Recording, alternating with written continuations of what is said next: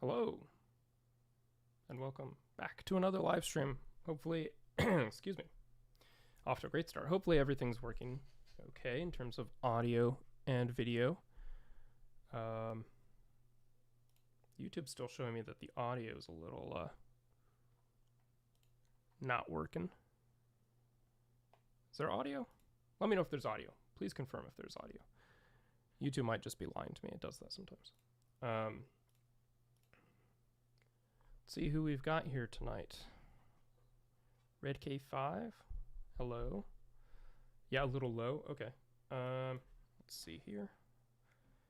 Turn that up a bit. How's that? Is that better?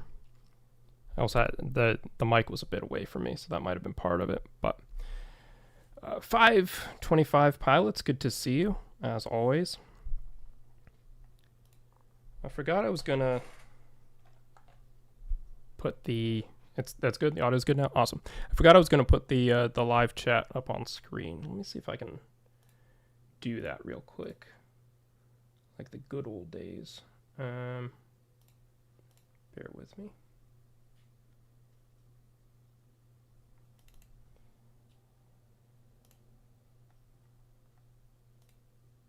All right, I think we've got it. It's a bit quiet. Let me know if it's still quiet. I can probably turn it up a bit more. Yeah, I don't want to blow anything out. But anyway, welcome. It's good to be back. It's good to see you all. It's been about a month since I last did a live stream, and yeah, it's been a busy month for the channel. Audio fine for me. Good. All right. Violet loves music. Good to see you. Uzio3306. What's the announcement? Spill the beans. So I'm going to wait until 8:15 to start talking about the announcement. I want to, give people time to trickle in so I don't have to do it again. But it's exciting. It's not the big announcement. There will be another bigger announcement, hopefully, sometime in June. I think it's what it's looking like. That one's going to be cool. That's a project I'm excited about that I've been working on since before Breach came out. And when I say working on, I mean I was thinking about doing it before Breach came out, and then I started actually working on doing it like last month. So I haven't really been working on it that long. But yeah, it's good to be back. So tonight's gonna be a pretty chill stream. Again, 8:15 will be the announcement. Then 8:25, I don't know, it's not going to take very long. 8:25, the announcement will be over. There's some bits of news I wanted to cover. One bit of news I wanted to cover that everyone, I'm sure, has heard about now. I just kind of actually wanted to have an excuse to look into it myself. And then some random theories that I saw, one of which I saw on the Reddit and I thought was kind of funny, but would be fun to look at. And another was something that twice appeared in my Instagram algorithm. I don't know why. From the same person. It's like the same Instagram reel showed up twice, 2 different days. And it seems like it's gotten some attention. So I wanted to look at that and talk about it. Basically, what I'm trying to say is tonight's going to be a pretty chill stream. Big announcement, and then kind of hanging out, looking at some stuff. We'll probably close with Perligo Ponders. So, but I have headphones on because we're going to be watching some stuff. So, although I could probably take them off for now. I'm going to see JD this Sunday. That's awesome. Have you seen them before? Is this your first time? Junie's your birthday. Red K5. Excellent, excellent. Krista with a K. Good to see you. Thanks for being here. Did you get a sign? I did not get a sign. Juice15, hello. First time going to see JD. Nice. Do you have a song you're hoping they're going to play live? Audio's okay. Nice. Looks like we've got a solid group together. I might not even wait till 8:15. More people were here at the start than I thought there would be. But how was everyone's April? That was pretty much what I missed. I think it was April the 6th of April. JD's touring like Midwest? I don't know. What do you think of Bolt Cutter? That's a good question. I like it. It didn't stand out to me as one of their best. I think it's a fine song as a sort of intermediate piece. I liked Better Dead way better. But yeah, no, I'm glad to have Bolt Cutter. I liked listening to it. I just found, yeah, it was a good song. It was a solid song. It didn't blow me away. The Better Dead, I thought, had a lot of really cool aspects to it. Will you do a Ponders involving JD? Yes. Yeah, I will. So my plan for that is to do a separate episode sometime that's just Perligo Ponders questions related to JD.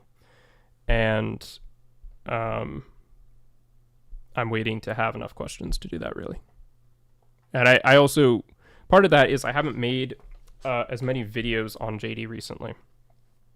So people haven't been asking as many questions about it because there's nothing to prompt those questions, you know. How is the audio? Is it peaking for anyone? Because it's coming in a little loud on my end. Just want to make sure we're not like losing quality. Bolt Cutter is pretty forgettable, especially compared to Better Dead. Fair enough. Bolt Cutter wasn't terrible, but definitely not my favorite. Audio is good? Okay. I'll just leave the audio then. You guys continue to update me, especially when we start looking at stuff. That's always an issue. What was it, last week? I feel like it was the middle of last week. It was some random day. Nolan's upcoming film, The Odyssey, a new trailer dropped for that. And so I went live on my second channel, which is more about film stuff. And I spent the majority probably of the live stream just trying to get the audio from the video to play, you know, to broadcast. It was playing on my end, it just wasn't, you know, broadcast. So it was also like 1 a.m. I don't think anyone even joined. But so I'm hoping that doesn't happen tonight, because that would be quite unfortunate. I spent 5 hours in Canada Customs. That sounds like so much fun. Is that typical? I've never been to Canada. I know customs can sometimes take a while, especially when crossing land borders, but I'm curious to know if that's sort of, is that just what you got to do to get to Canada, and is it worth it? April was filler. Fair. Yeah, my April, life-wise, was kind of filler. Well, I don't know. Maybe that's not quite true. But my April, content-wise, YouTube channel-wise, was quite busy. And it looks like May's going to be pretty busy. And it looks like June will... well, I don't know. I don't really have specific plans for June. May is shaping up to be busy again. I bought a Vessel vinyl last week. Now Scaled and Icy is all that's left. Awesome. Got my first couple of 21pilots CDs yesterday. What's your least favorite Nolan movie? Tenet? Batman? What do you mean by Batman? There are 3 movies about Batman. Which 21pilots CDs did you get? Okay, least favorite Nolan movie. That is a hard question.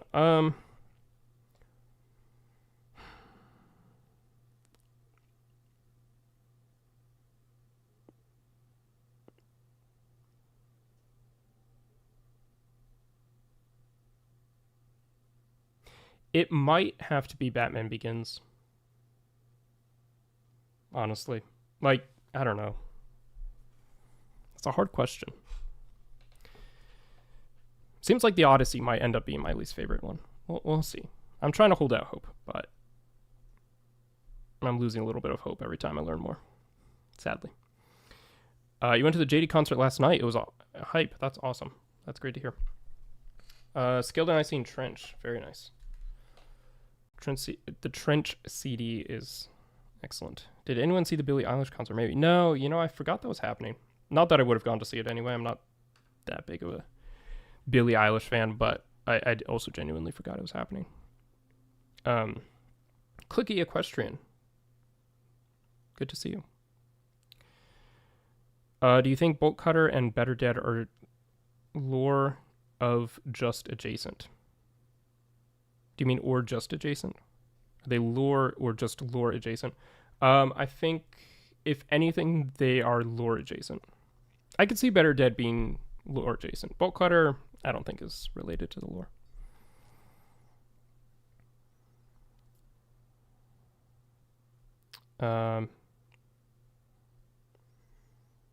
Billie Eilish movie was awesome. Batman Begins is better than Dark Knight Rises. See, I disagree with that. I understand that take. However, from a cinematography perspective, I thought The Dark Knight Rises was significantly better than Batman Begins.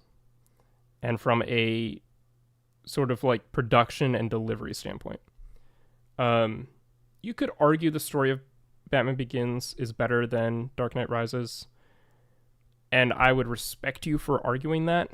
I might still disagree, but I think story-wise, Batman Begins is not that bad. I don't really have a ton of issues with the story for Batman Begins. But The Dark Knight Rises, I thought the story was fine, and there's some really strong parts of that story. Some parts drag a little. But the cinematography, the score on that one in particular, in my opinion, significantly better than the other two in the trilogy. And the action sequences I actually liked a lot better. There is something to be said for the fast edits and the fast pacing of the action sequences in Batman Begins. But there is also something to be said for letting the actors sort of play out the fights the way they did in The Dark Knight Rises without relying so much on editing over choreography. I got the live album of Billie Eilish's movie. That's cool. I'm still waiting for the Blu-ray announcement for More Than We Ever Imagined. Hoping that comes soon. Do you think JD will drop more music? No, never. Dark Knight is the best in terms of story and cinematography. The Dark Knight's classic. It's hard to argue against The Dark Knight. I think it's hard to say The Dark Knight Rises is better than The Dark Knight. I don't think you can really make that argument. I would rank it The Dark Knight Rises, and Batman Begins. And say that The Dark Knight Rises is kind of underrated. Like, it gets unnecessarily hated on. But additionally, I know I talk a lot. Nix9, do you talk a lot? I haven't been bothered by that, at least. But have you heard of the People's Thieves? I have. I like them. They're very good. Have you met Tyler or Josh? I have not, sadly. And hello. Good to see you here. Yeah, dying for the More Than We Ever Imagined release. Very true. Yeah.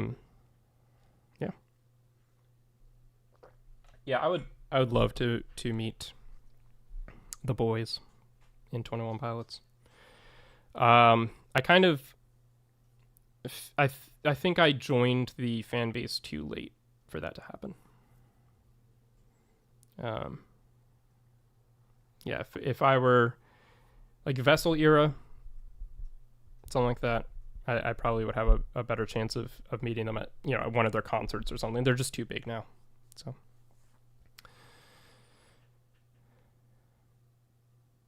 what was the announcement? I was like, I haven't announced it yet. I waited to announce it because I figured some people would be late. So we can shift into that now. Actually, it's 8:15. Perfect timing. Look at that. So for the sake of not just straight up announcing this and then moving on, right, in less than 10 seconds, I'm going to build it up a little bit, kind of give some context, I should say, for what this is and why it's important to me and why I hope it's important to you. But even if it isn't, this video that's coming out on Thursday is something that I've been wanting to make for a long time. Yeah. So hopefully you guys enjoy it as well. I think you will. I think you will appreciate it. But even if you don't, this is kind of I want to at least share the fact that this is cool for me. Which I was a fan in the trench era. The community seems so great. Yeah, I was a fan during the trench era, but I was not really active in the community. I wasn't really active online or anything like that, so I didn't really get to involve myself too much. Yes, the announcement is a video. I sort of tease this, hopefully there will be a bigger announcement that will have more of a teaser to it in June for a series of videos, a larger project. This is just a single standalone video, but again, it's one that I've been wanting to do for a while. So, as a bit of context, at the end of my last stream, back about a month ago, I announced that I was going to be taking a break from live streaming for a while, in an indefinite period of time. And obviously, I'm streaming tonight, but this isn't a return to the norm. I'm not back to streaming every other week or on a regular basis. This is a one-off stream, and then going to be on an indefinite break for a little while. Again, hopefully, the plan is be back with another announcement in June or July over the summer, but that's not very concrete, and I probably shouldn't even be teasing it because it could be a very long time until I actually finally finish working on some of the stuff that I've been wanting to work on. Anyway, that's a little off topic. Part of the reason why I wanted to take a break from streaming was twofold. There's a project that I keep talking about that I wanted to work on, and there's a sort of collection of unrelated random videos that I had been wanting to have the time to make that involved not filling my schedule up with live streaming, because again, this is something I only have a limited time. The whole YouTube endeavor is something I only have a limited time to dedicate to every week. So if I'm live streaming, that means I can't do other things. And so I wanted to kind of take a break from live streaming to allow these windows, these pockets of time in my schedule to open up to then fill with some other stuff, some other random standalone videos in addition to working on this other longer project. Ever since you stopped streaming, I haven't gotten any of your notifications. Interesting. I wonder if that's an algorithm. I wonder if the YouTube algorithm is upset with me because I stopped streaming every other week. And I don't know. I've heard stories that can happen, but that's good to know. Thank you. I am afraid that I'm hyping up this project, which again, that's not what I'm talking about tonight, but I'm a little worried I'm hyping it up a little more than it needs to be, that when I finally do announce it, everyone will be like, okay, cool, whatever. That's fine. It's something I'm excited to finally finish because I've been wanting to do it for a while. And it is going to be like an extensive thing in terms of the workload's rather large. Anyway, I'm getting off topic. That's not what we're talking about tonight. Since the last live stream, I have been making good use of purple shirt merch drop. No, that'd be cool though. You're watching with no audio. You can put subtitles on. I don't know if they work, but since my last live stream, I have done 3 of these videos, I would say. Or I've done 2. One of them sort of doesn't really count for this. One of them was the video with Josiah from Anti-Haze Extremist, who, we had that conversation about faith and authorial intent and how that plays a role in 21pilots and JD. That came out like 2 weeks ago, almost a week and a half ago. And then the other one was something that I filmed last Friday. And so for a little bit of context, sort of as part of that last stream, I briefly teased what this would be. And at that time, I didn't even know if this was going to be something that was going to be possible. I didn't know if logistically I was going to be able to make it happen. But it turned out I did. And so really quick, just for the sake of context, I wanted to bring up what I said last time to sort of couch what this is in the context. Let me know if you can hear this, because the first couple seconds aren't really related, so it's just an audio test.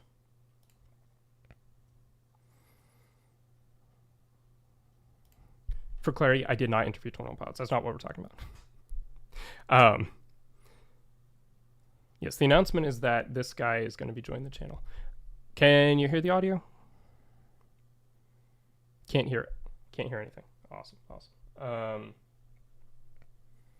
It is me. So what do I need to do? Maybe let's try this.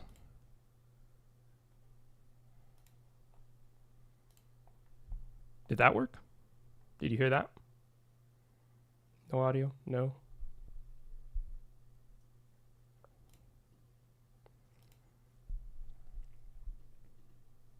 Still no audio. Nope, nope, nope. That's great. That's wonderful. Oh wait, hang on. 12 pods. How about now? Well, thank you. Thank you. I'll bring it back a little bit. Manifesting you being able to interview 12 pods. Well, thank you. Again, the first part of this is very confusing because I didn't interview 12 pods. That's not at all what I'm saying. Nope, nope, nope. That'll be awesome, but no. All right, awesome. There is audio. Is it balanced well? Is the volume good?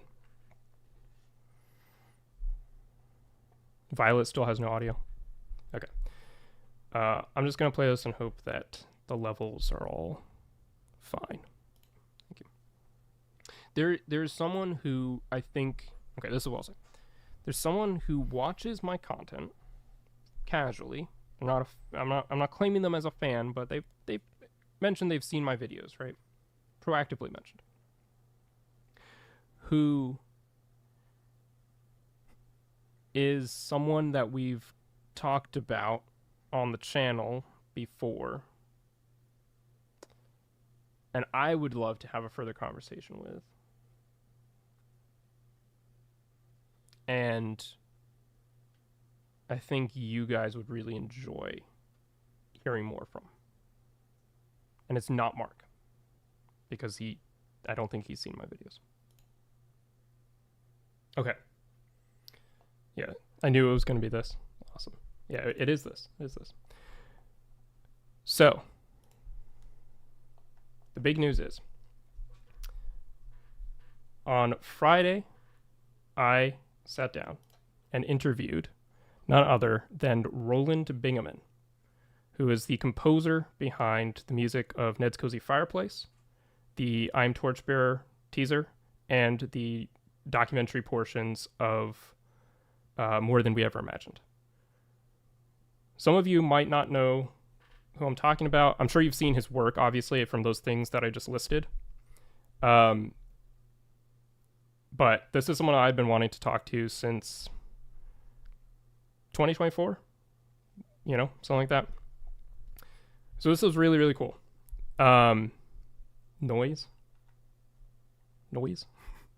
or noise. But yeah, it's pretty awesome.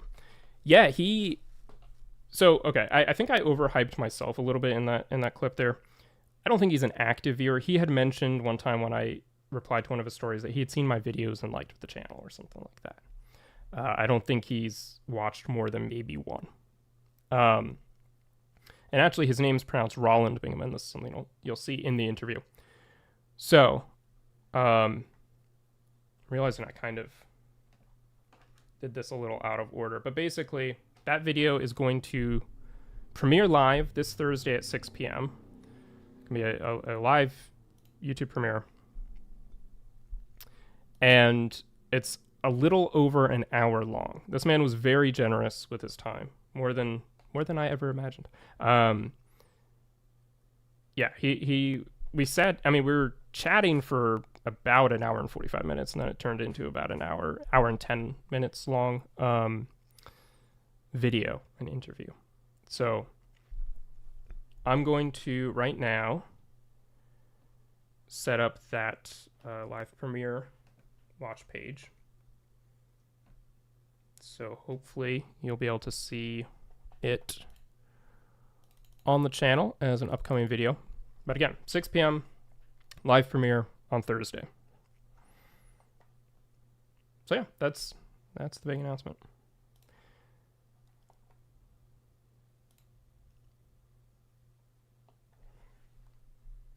Maybe I need to set up the premiere. I'm not sure.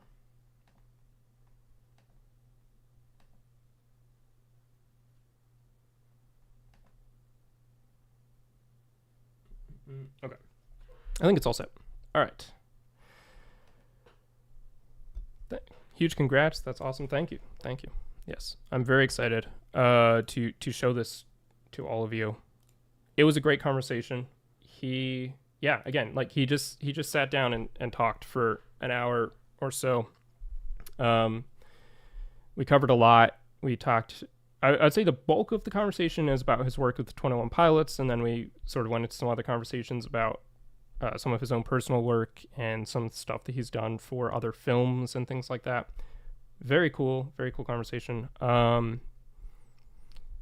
his part, I don't know that I necessarily did a great job as an interviewer, but certainly if you're someone who likes any of those things that I mentioned, the Ned's Cozy Fireplace, the I'm Torchbearer trailer or video, the I'm Torchbearer video, and the More Than We Ever Imagined.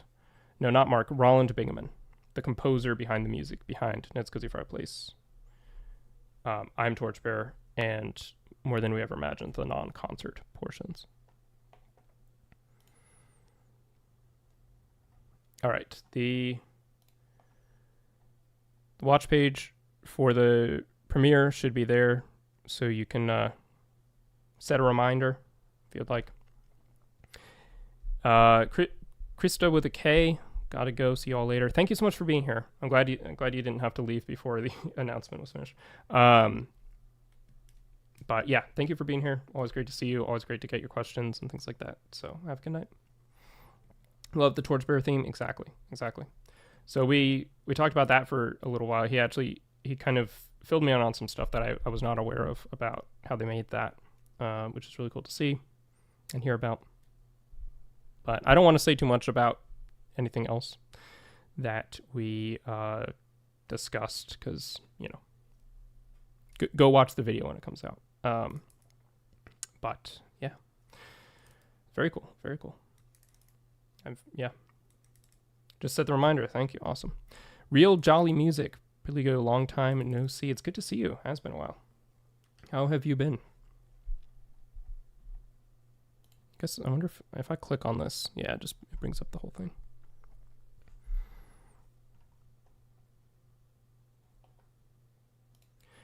All right, sub to yourself. No, I'm good. Thank you though. I appreciate the encouragement. Congrats on the interview, Make with Alex. Thank you so much for being here, and thank you for that. Congratulations. Yeah. Again, it's one of those things where it's like, I think this is something that will be of interest to all of you, given who he is and what he's worked on. But it's also something that I just was very, very honored and happy to have the chance to have that conversation, pick his brain a little bit and chat with him. It's only really the second interview that I've done in an official way. It is only the second interview that I've done. I've done other collaborative videos and things like that, but this is the only real interview. And I'm gonna go now. I'm very excited to watch it. When does it come out? Thursday, May 14th, 6 p.m. Eastern Standard Time. Did you ever end up looking at my new song? Maybe. When did you share it?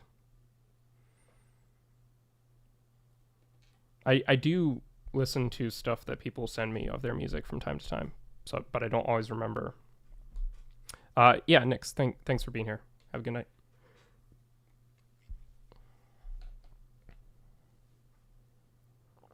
I'm getting the Vessel silver vinyl. Excellent. So it was only the second interview I'd done, and something that I realized as I was doing it, which wasn't a problem with JD because we were very constrained in our time when I was talking to JD, because they had a very limited window of time, right, to have this conversation. So it was really, I didn't even get to ask them all the questions I'd prepared or thought of. And, there were multiple things that I just wasn't able to touch on because it was a 30-minute interview. And there's a lot I wanted to talk to them about. With Roland, Bingaman, I had the opposite problem where I thought I had overprepared a bunch of questions. It seemed like too many. And, you know, I didn't want to assume that he was going to be super free because he's a very busy guy, and he's working on a lot of projects and so on and so forth. You know, he's also volunteering his time, even if he is free technically, even if he doesn't have anything going on in the next half hour, he's still volunteering his time. I'm not going to assume that he's just going to sit there all night, but he was pretty willing to just sit there all night, you know, if need be, to sit and chat. And it led to a bit of a failure on my part, I would say, where just a bit of a disappointment where I would have liked to take more advantage of that moment. Again, it's a solid video, and it's over an hour long. It's a great conversation. But I feel like we could have talked further if I had been better at sort of in the moment chasing down things he had said, latching on to a comment that he made or an answer that he gave and chasing it down more than just moving on to the next question. And there was some of that. I did have follow-ups, obviously, but not quite as much as I would have liked. So it's just something I'm trying to get better at. Hopefully I'll have the chance to do more interviews. Make it with Alex. I'm seeing JD in London. So excited. Yeah, that'll be awesome. They're opening for Red Leather something. Is that right? Brandon, City of Evil. How's your day going? It is going pretty well. How's your day going? Or your night at this point? All right. Anyway, enough about me and the work I did. Yes, Red Leather. Awesome.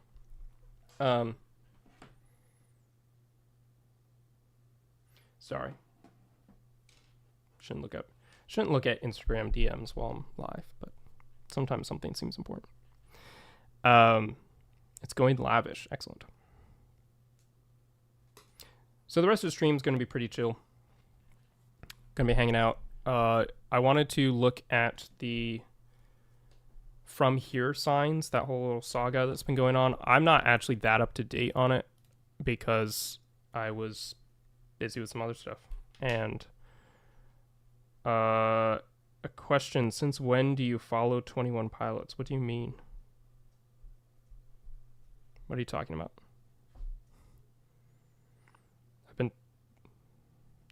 Perligo, I just showed up. What did I miss?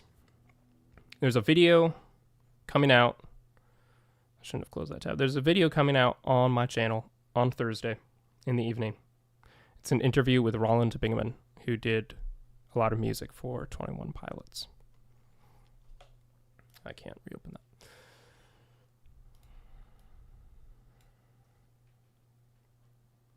Give me 1 second. I just want to...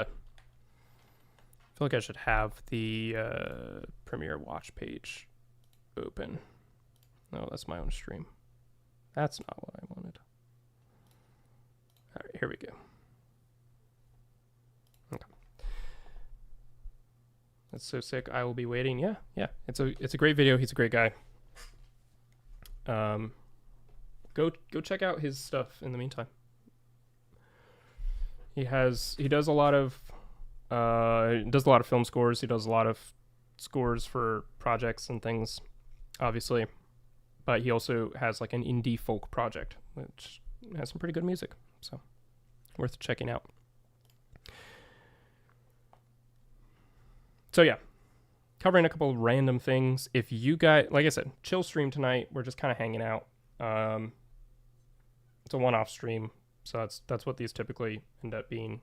I feel like news has been a little light in the 21 Pilots world recently, besides this yard sign thing, which we're about to cover. If there's anything random that you've seen that you want me to, react to or look at, feel free to send it over. I can take a look. We'll just hang out. And then as we start to close at some point, maybe before we start to close, we'll probably do a Plegal Ponders segment as well, because I've done a couple of pre-recorded ones, but it's always good to do those live.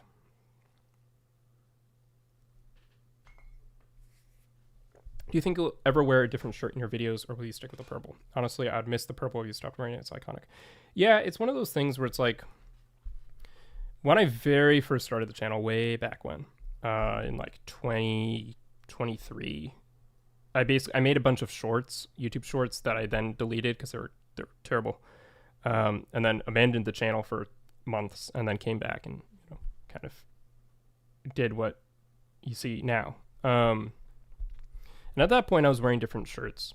One thing I noticed, though, is I'm not great at lighting. I'm not great at customizing lighting setups. I've gotten something that I think works, and like I have a sort of general look to my content now because of it.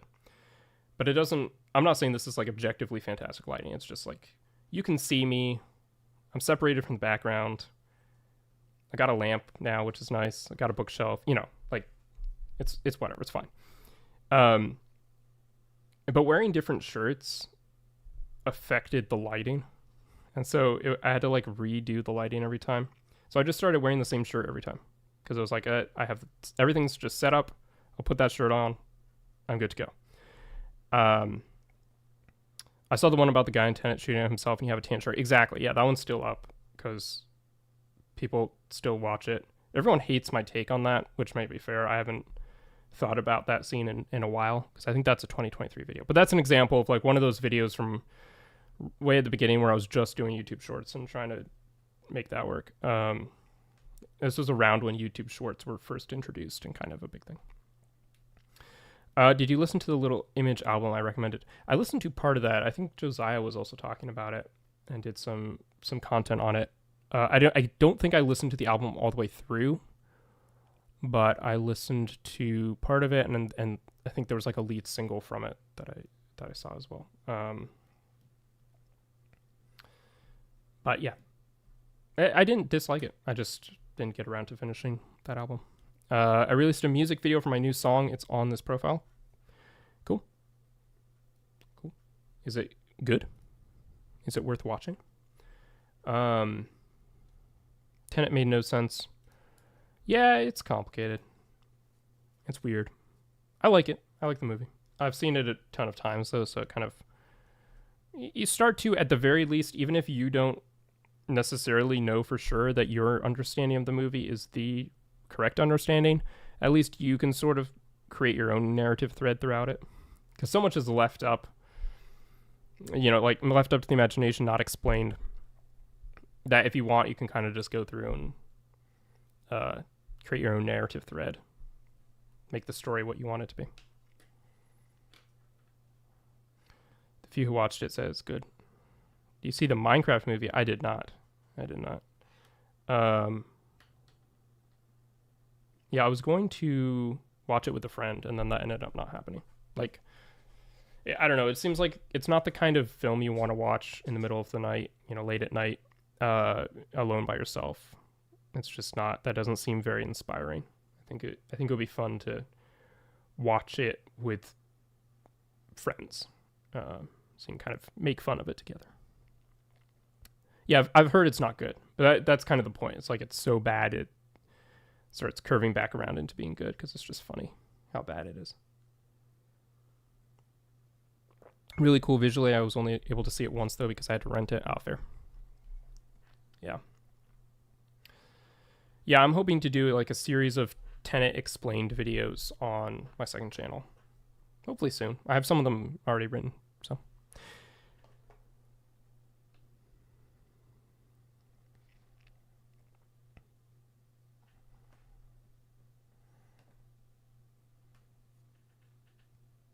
All right. I would love Tenet videos. Yeah. Are you aware of my second channel? I don't really cross promote it all that much. I might start doing it a bit more because I'm hoping to get a bit more active on it. But this is my second channel, Perligo Review, talking about film, philosophy. There's like random commentary stuff, trailer reactions. I need to do a review of Project Hail Mary. That was a fantastic film. This isn't film or well, it's sort of philosophy. It's like transhumanism. So a lot of film reviews. and trailer reactions and things like that.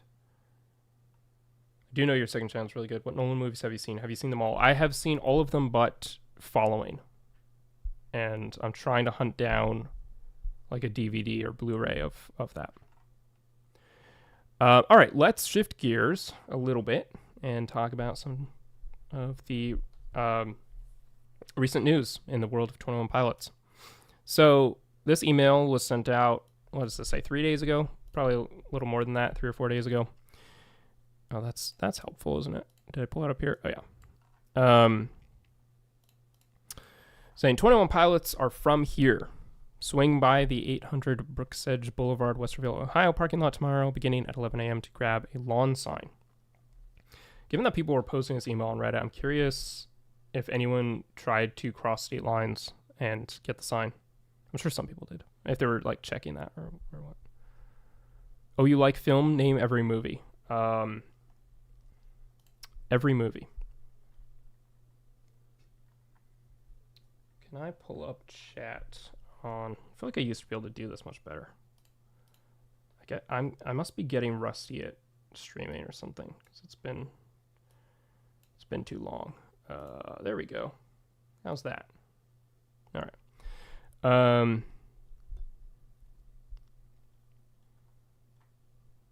Lately in Columbus, Ohio, there have been several posters set from here by the band. I don't know exactly what that means. Name every 21 Pilots top. Name every 21 Pilots top song. Name every 21 Pilots song.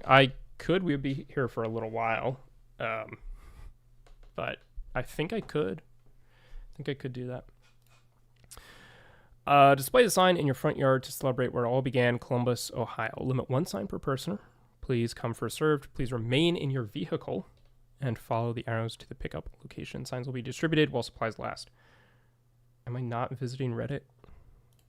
Is this not Reddit? Anyway, I'm getting unnecessarily salty.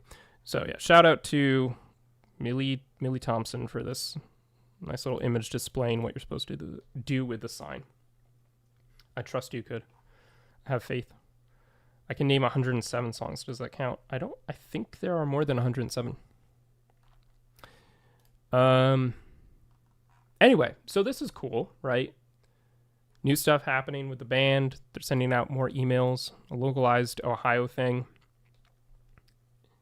I think the place everyone's mind first went, where mine is going first, is something like Tour de Columbus or the hometown shows. There's going to be like a series of shows in Columbus, Ohio. I honestly don't know why that wouldn't be the case. I guess that's my main question, is sort of, is there some kind of debate about what this could be referring to? And if there is, what are the alternate theories? Because, can you show us your cool records? That was literally my entire last stream, Simon. I can, but we already did that. It was a lot of fun. If I upgrade or update my collection, we can go over that again. Sorry, I wasn't. No, you're good. I'm kidding. But yeah, you can go watch that stream because it was a lot of fun.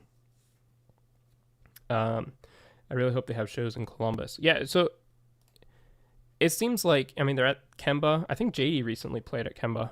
Yeah, didn't they, right after Silver, they did a big show at Kemba Live. The Basement, which is an important venue, and Nationwide, which I'm not as familiar with by name, although I'm sure I've seen footage from there. This I'm more curious about. Most likely they're filming some kind of, can we not, just general promotional for it. But, I'm sure as the time comes for these hometown shows, assuming that's what it is, to start being teased, I'm sure they're going to use this kind of footage as a sort of like teaser video. They put these teaser videos out on their channel from time to time. So,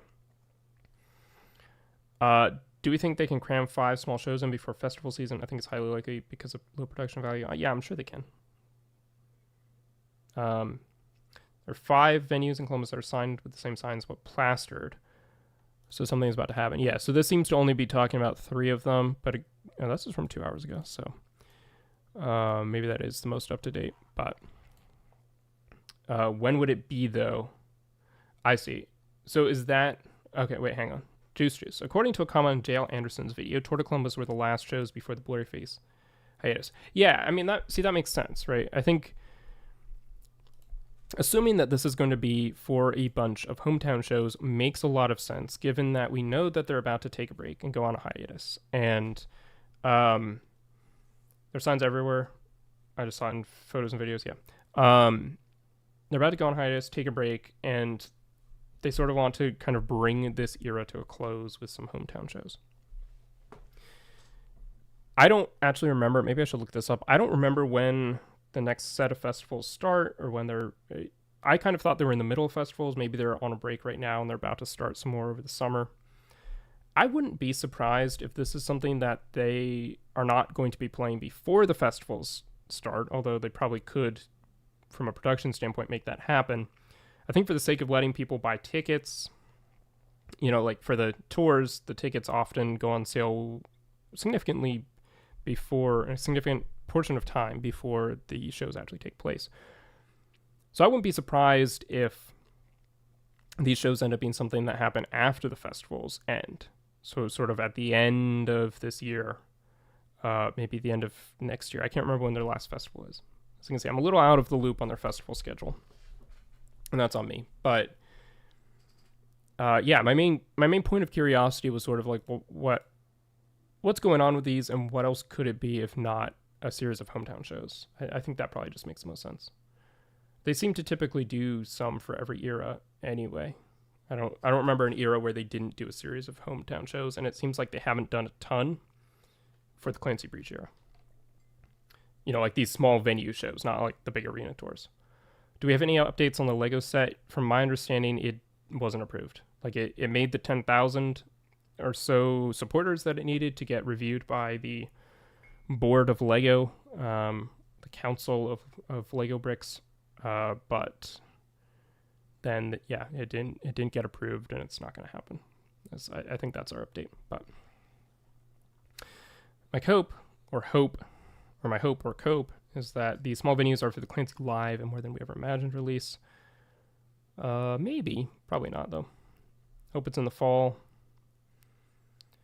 Could someone confirm for me when the next festival is? The next festival appearance. Very intrigued by what the set list would be, oldies and rarities, or would they be playing entire records? Interesting to think about. It'd probably be more similar to the evening with 21 Pilots, quote unquote, that they did before Clancy released. So bringing in more of their old songs than they typically do, especially if it's something that's localized to Columbus. I think they'd probably assume that a lot of the people showing up are fans of the band and have been for a while, like diehard fans. So they know these old songs, whereas arena audiences and festival audiences wouldn't so much.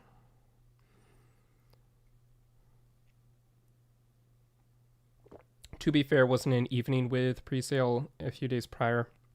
You may be right. So it could be something that happens very soon. Uh-oh.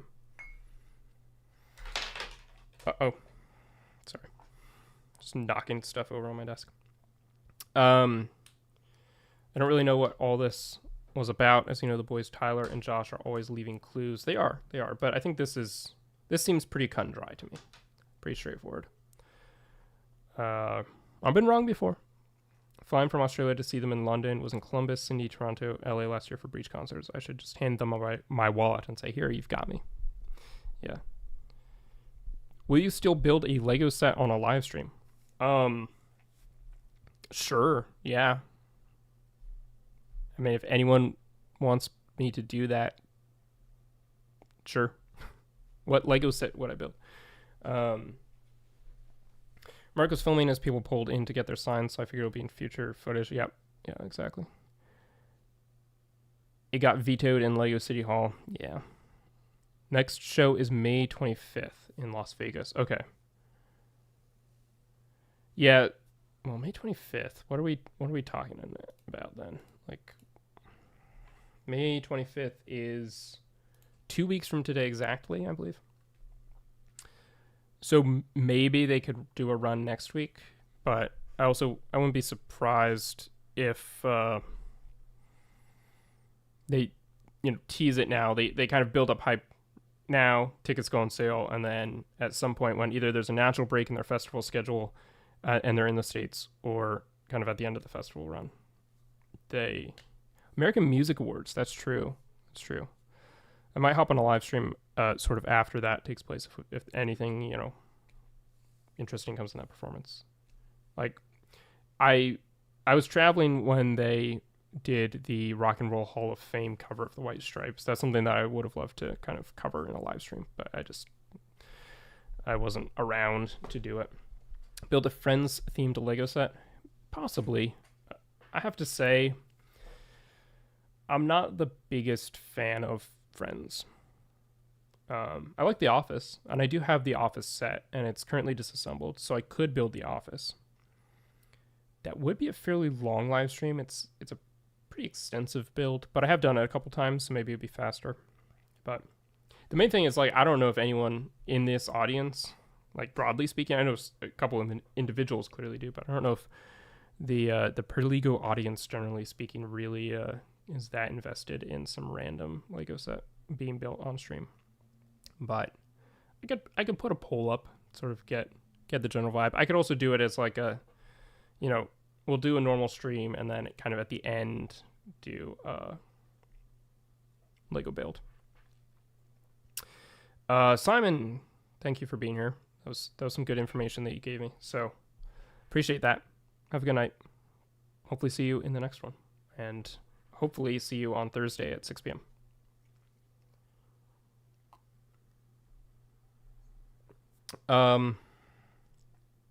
So yeah, in short, I would love to build a Lego set live. I have no objections to that. I think they have a sunflower Lego set. If you squint, that's kind of 21pilots related. Oh, that's fair. Could find something, I'm sure.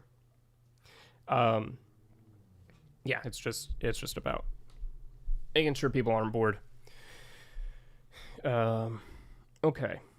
There was something else here I was going to respond to. American Music Awards. Want to look at that. Oh. What's a dream rare pull song for them to perform for you to hear live? Probably Bandito. In fairness, I did get to hear part of that during the Paladin Straight performance. But I would love to hear a full version of that song. I would love to hear a full performance of Ode to Sleep. I think I heard part of it on like an old school medley on the B stage piano one time, I think. Sort of interspersed with Forest and maybe one or two others. Silly question, but what is Clancy Live? Why do we keep talking like it's confirmed? That's a good question. That's a fair question. Clancy Live is sort of the working title we've given to a live album, concert album, that, as Juice said, they recorded well over a year ago and have gotten no news on since. The reason why we think it's confirmed to exist, why we're so sure of its existence, is because there were signs at least one, if not multiple, live shows during the Clancy tour where they said, we're going to be recording this for use later. They might have even said for a live album. We're going to be recording this concert. Please make a lot of noise as an audience member in the crowd because we're going to be turning this into something. And it wasn't for... It wasn't in... It wasn't for the concert that their concert film, More Than We Ever Imagined, was focused on. It wasn't that show, because that otherwise could have been the reason. It's like, oh, well, we're using it for this film. No, it was some other shows unrelated to that. It also wasn't that venue where they filmed downstairs. It was a completely different thing. So it seems like there was something else they were planning to make. And they themselves confirmed that they were planning to make this. And then we just, like I said, we haven't gotten any news about it since. We don't really know what's happening. But they also keep rolling out a bunch of stuff, so... How do we know they made it? I mean, we don't know that they ever actually finished it, but I really want to hear Chlorine in full. That one I have heard live. Implicit Demand for Proof live. That would be interesting, yeah.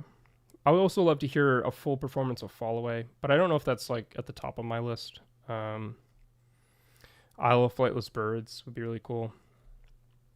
Trying to think what else. I've got to go. Bye bye. Thanks for being here. Little Girdly. Appreciate your commentary. Levitate. Morph, I think would be cool to hear live. There are some where I haven't seen them in a live like arena or venue, but I saw during the live stream experience live because I was watching that live. And then there's some I just have never experienced in any format other than watching old YouTube videos or something like that. So Kitchen Sink, I'd love to hear Kitchen Sink live. Have they played at the Risk of Feeling Dumb live? I don't think they ever have. Yeah. Save. I remember seeing a list of the boys' upcoming concerts on the official website of 21 Pilots. Maybe it was because of those posters. I honestly don't know. Like concerts in Ohio or just other festivals? Maybe the signs people got are going to be their ticket. They have to show to get into a more intimate show. Maybe. Good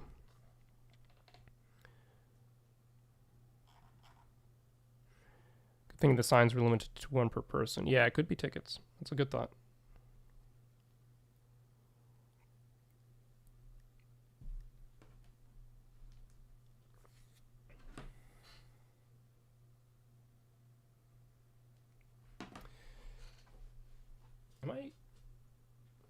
Am I in focus? I feel like I am. Right. Sometimes I have to double check everything's actually still running. My actual answer is Seven Nation Army. The cover is awesome. Fair enough. I disagree that wouldn't be mine, but I get it. The boys are going to have future shows later. They surprised me quite a bit.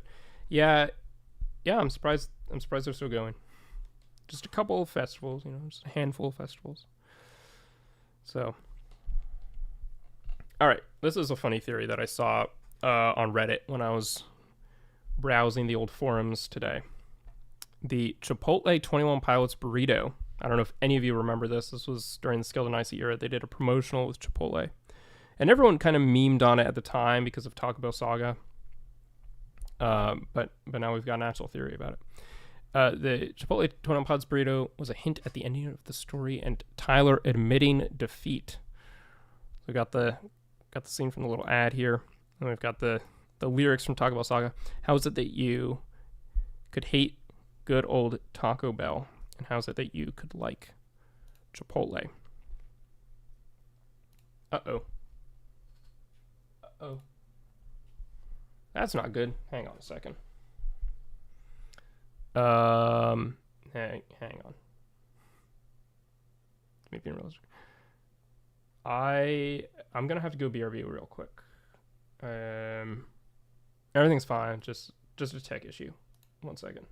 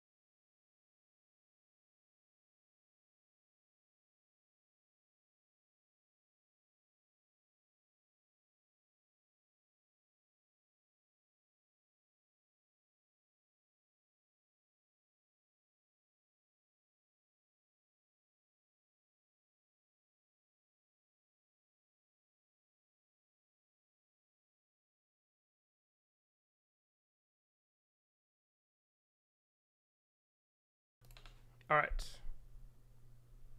All right, I think we're good. Can you still hear me? That's the real question. I don't know how many of you know or are familiar with OBS. It's the software I use to stream. Haley Bailey, good to see you.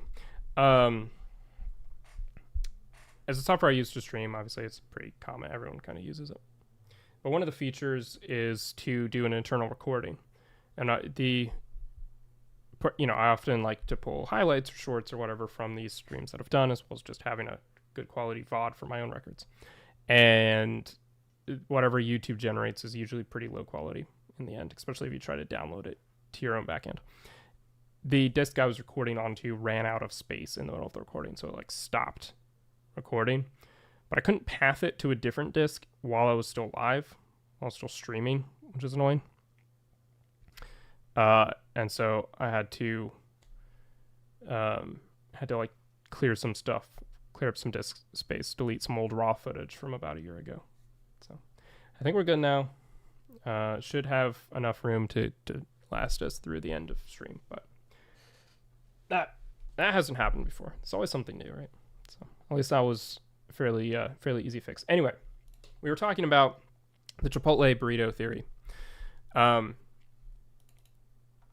don't know if this is like a real. I mean, it isn't a theory that I put a lot of weight behind, but I thought it was kind of funny. Right? The talk about Saga. Tyler's wondering how anyone could like Chipotle, and that people will die from eating it. I don't actually remember that lyric, but oh yeah, there we go. I know people always persecute me, but I know they'll die for eating Chipotle. Years later, during the Scaled and Icy era, we know Clancy's under Dema's control. That era is a propaganda era. They do a promo with Chipotle, betraying Tyler's own moral stance on this kind of Mexican fast food or whatever you would call it. Then City Walls music video. Tyler becomes a bishop. Have they been trying to show us all along? Is Nico's real name Omar Fisquel? Anyway, I'm sure it holds a lot of weight, but just thought it was funny. Another theory that I saw, which I don't know if anyone's familiar with this person, Annabeth Duo. This popped up on my algorithm twice. And I'm not sure that I buy the theory, but it might be interesting to go through and look at that in a minute if you guys are interested. It's sort of about another album, which I've talked about before, and I think you know my thoughts on whether or not we'll get a triple album or a 9th album in the lore. Also, it's on Instagram. The Instagram video player is terrible. Imagine making theories about Taco Bell and Chipotle. 21 Pilots fans are crazy. It's not a theory. It's truth. Yep. Absolutely. You guys collect CDs? I collect CDs.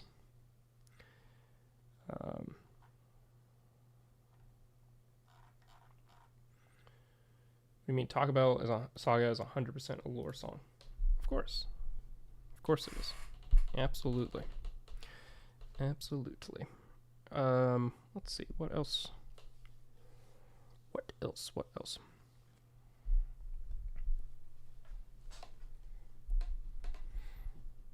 I collect CDs. I have 160.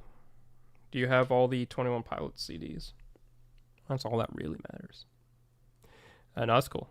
I don't think I have 160. I have a much smaller collection. I might have 160 vinyls. I'm trying to get rid of a lot of them because I don't like them. But Chipotle is red like bishops. That's true. Let's talk about purple. Something like that. I have all the 21 Pilots CDs. I have some radio promo. Oh, that's awesome. You have some of the radio promo CDs? That's really cool. You should like share some photos of those in the community tab. I'd love to see them. Yeah, I envy anyone who has those promo CDs, especially any of the ones that are like singles. I would love to have Heathens on CD. for instance. I would love to have the Mute Math sessions on CD. Really hard to find these days. Cheese and nachos are yellow. You can get nachos at Chipotle. Getting more into Gorillaz. I own 2 of their albums. Nice. I don't know how many records I have. If we're just counting albums, probably around 60. Awesome. I have a single promo CD of The Contract. Tear My Heart, Stressed Out. There's 15 remixes on the Stressed Out one. And Heathens. How did you get these? Are you, like, do you work in a radio station or something? Or are you just buying them off of, you know, online resellers and stuff? Like, how do you get a single CD of The Contract? I didn't even know they made one of those. Most 21pilots vinyls have JD's vinyl and an NF. Which NF album do you have?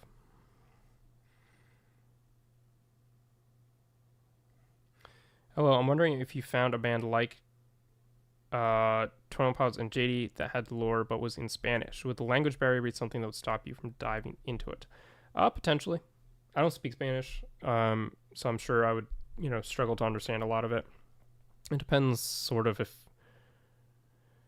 Yeah, I mean, the Spanish wouldn't 100% stop me from diving into it. It more might be part of a number of things that stop me from diving into it, right? Like, if the story is not quite as compelling as the 21pilots lore or the JD lore, or if I don't like the style of music as much, or I don't like the lyricism or whatever, and then on top of that it's in Spanish, it's like, okay, well, maybe I won't dive into this. But the fact that it's Spanish in and of itself, you can work around that. I'm sure that they're probably, if it's big enough, there's probably translations online and stuff.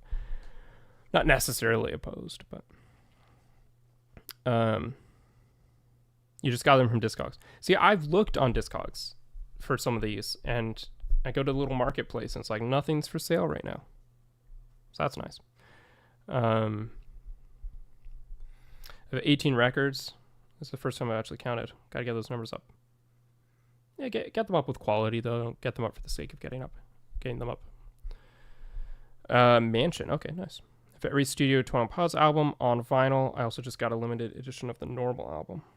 What's the normal album? I live in Columbus, and seeing all the From Here signs are making me so happy. I tried to get Fear, but they sent Mansion. Can you get a free replacement, a refund? I'll put them on pictures in the community tab. Yeah, thank you, please. Reed loves music. Click. Skill Nicely was the third one I bought. Skill Nicely was the third vinyl I bought too, actually. It was Vessel and Trench. So, okay, technically I bought Vessel and Trench at the same time, and then Skill Nicely after that. The normal album is something. Well, that really, really helped. Now I know what you're talking about. Now I know everything.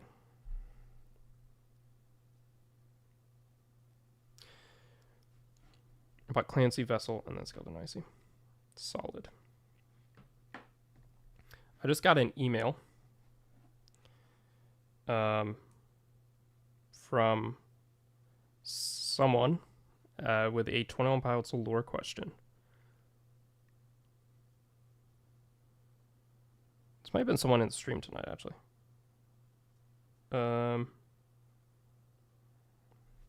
Should I read out the email? It's a question, not a theory, so it's not necessarily the most interesting. It's something I might respond in Perligo Ponders down the road, but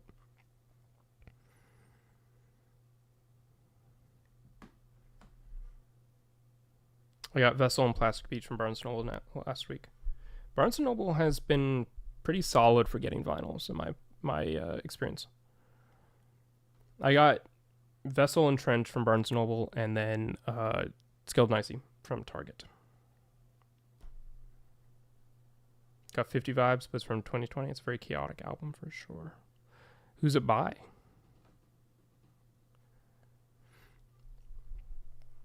Now I want to get them all starting from the start. Yeah.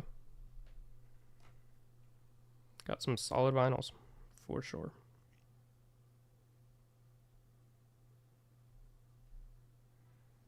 Will Wood. Oh, okay. Nice. How are they finding your email? If you go to... Do you guys not know how to email me? Oh, this is my... it's the wrong channel. 1 second.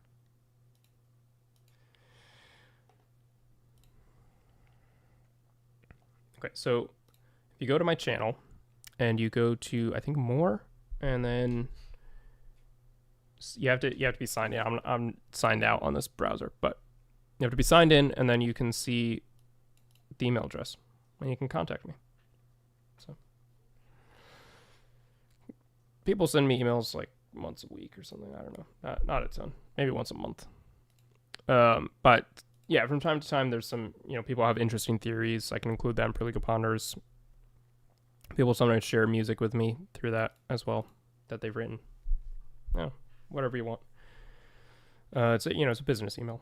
But it's not my personal email. My first record was Blurry Face from Walmart. Solid. Josiah, good to see you. What'd I miss? Everything. Absolutely everything. Got Clancy at a random Best Buy festival, Skillet, Nicey, and Trench from my local record store. Then I got Blurry Face from my local record store. Goodness. Shop in a different town. And I bought Breach off of the 21pilots website. Very nice. All right, Josiah, just for you. I haven't really been promoting this to... You did miss the special announcement, yeah. So I'll bring it up for you because... I don't know. I'm feeling generous, I guess. My first CD was Breach from JB Hi-Fi. Is that like a record store? The announcement, Josiah, is that I did an interview with a guy that will be coming out on Thursday at 6 p.m. It's like a live premiere of the interview. It's about an hour long. So you can go find the watch page on my channel now and set a reminder. And I hope to see you there if you can make it. So I forgot how good the Judge sounds on vinyl. It does sound good. It's a good song. Pretty solid song. What's an album on Yinz's wish lists? I'm trying to think what album I would like to get that I don't have currently. Probably a soundtrack album. I have a lot of... the Project Hail Mary soundtrack on vinyl. That would be pretty solid. I'm waiting for them to release Project Hail Mary on Blu-ray so I can get that. Other than that, I've been toying with the idea of maybe getting an NF album at some point. I don't know. I like a lot of his songs. I don't necessarily always like a full album. You know what I mean? Like...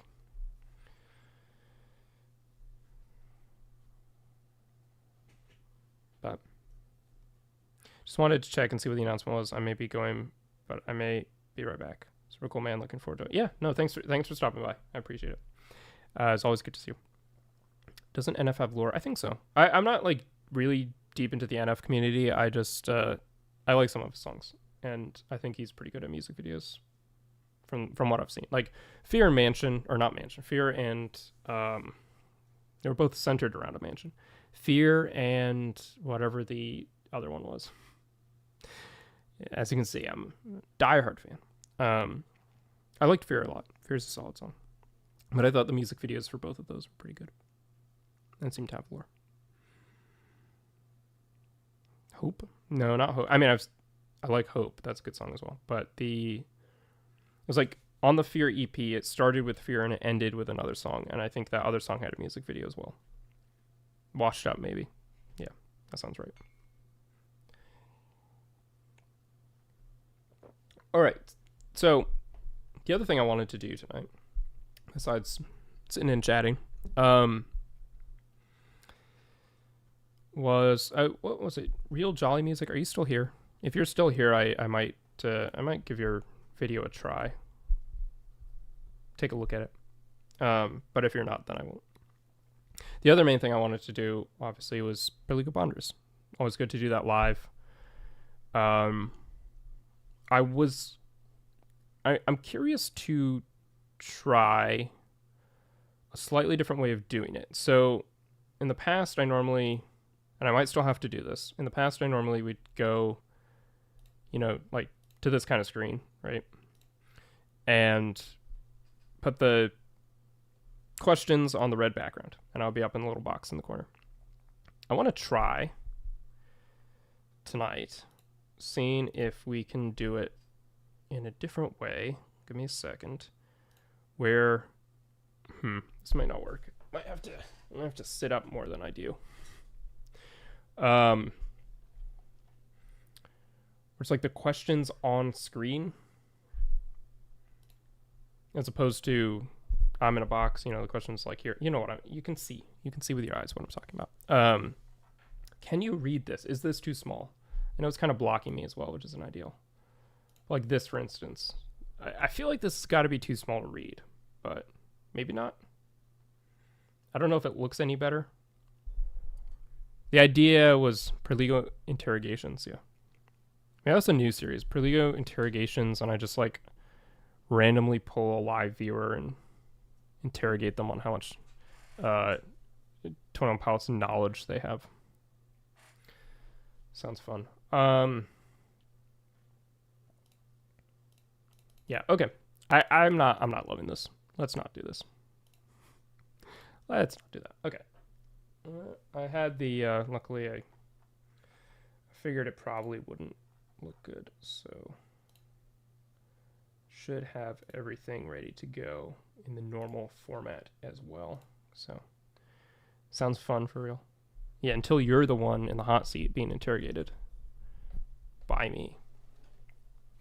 The problem with lore, if I'm Perligo Presses, if I'm asking you specific lore questions, chances are you might just disagree on my interpretation of the lore. So you can't win, right? Like, and we can try it right now. Like, Levi, why is it the case that there's a letter from Tyler Joseph where he describes, or not Tyler Joseph, from Clancy, where he describes seeing someone go through the events of the jumpsuit music video? If it's Clancy who goes through the events of the jumpsuit music video, can you explain that disconnect in the letters? You've got 10 seconds or you're banned from the channel forever. I'm going to post the single CD pics in a couple of minutes, but my camera's broken. Oh, I'm sorry. So I took screenshots of the exact same CDs from Discogs, if that's okay. Yeah, it's fine. Yeah. Multiple Clancys. Explain that. What do you mean? What do you mean by that? What do you mean multiple Clancys? Because. Make it with Alex. Got it. Because. Before the storm. Why not?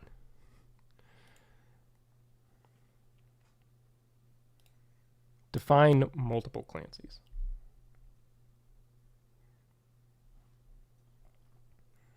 Haley Bailey, what do you mean by before the storm? What are you talking about? Because Tyler has a split personality. Okay, all right. No, he's describing an out-of-body experience. See, here we go. Everyone's just disagreeing. More than one Clancy. That's what you mean by multiple Clancys. More than one Clancy. Yeah, it's fair. That's where you got me.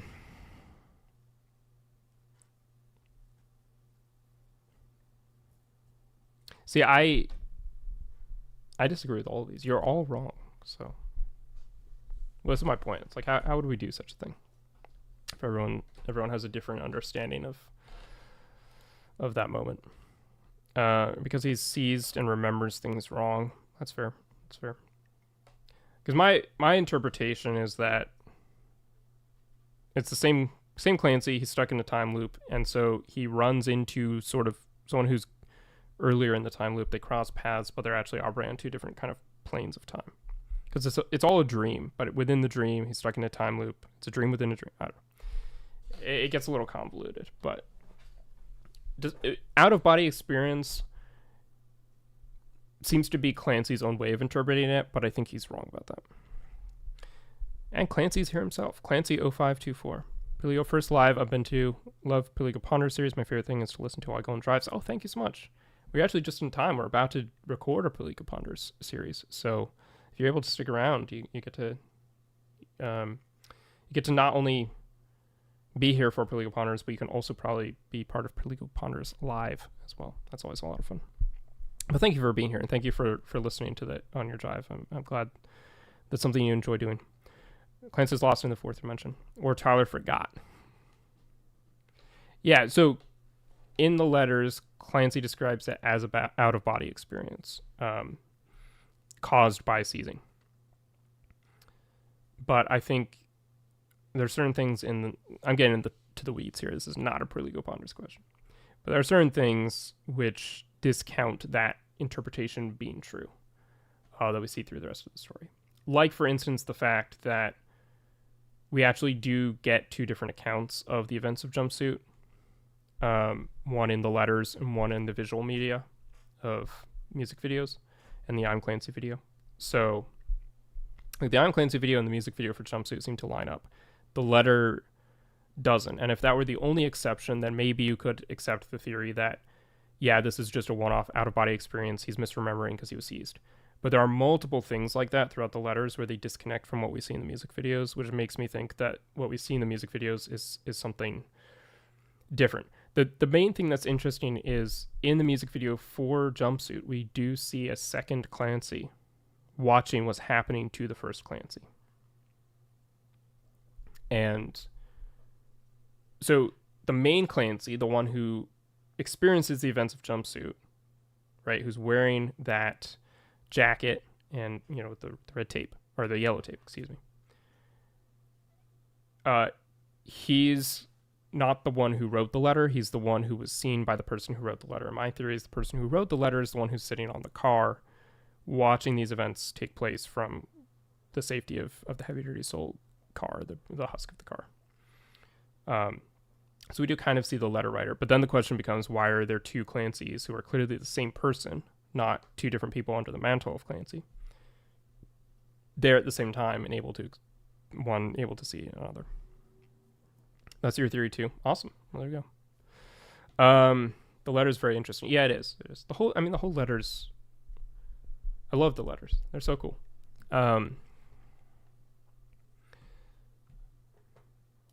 Just posted something in the community tab. I forgot. I have to manually approve the community tab posts. Yeah, if you ever, I don't see it here. If you ever post something to the community tab and it doesn't show up right away, it's because I have it set where I manually approve everything. Because I had a couple of people spamming stuff at one point, so I just. Reed Loves Music. I'm not actually seeing it there. Like when I go to approve it, it doesn't show up. So I don't know what's up with that, but just posted it 2 minutes ago. I'll give it a minute. I'll check back in a little bit. Maybe it'll show up, but I'm not seeing it.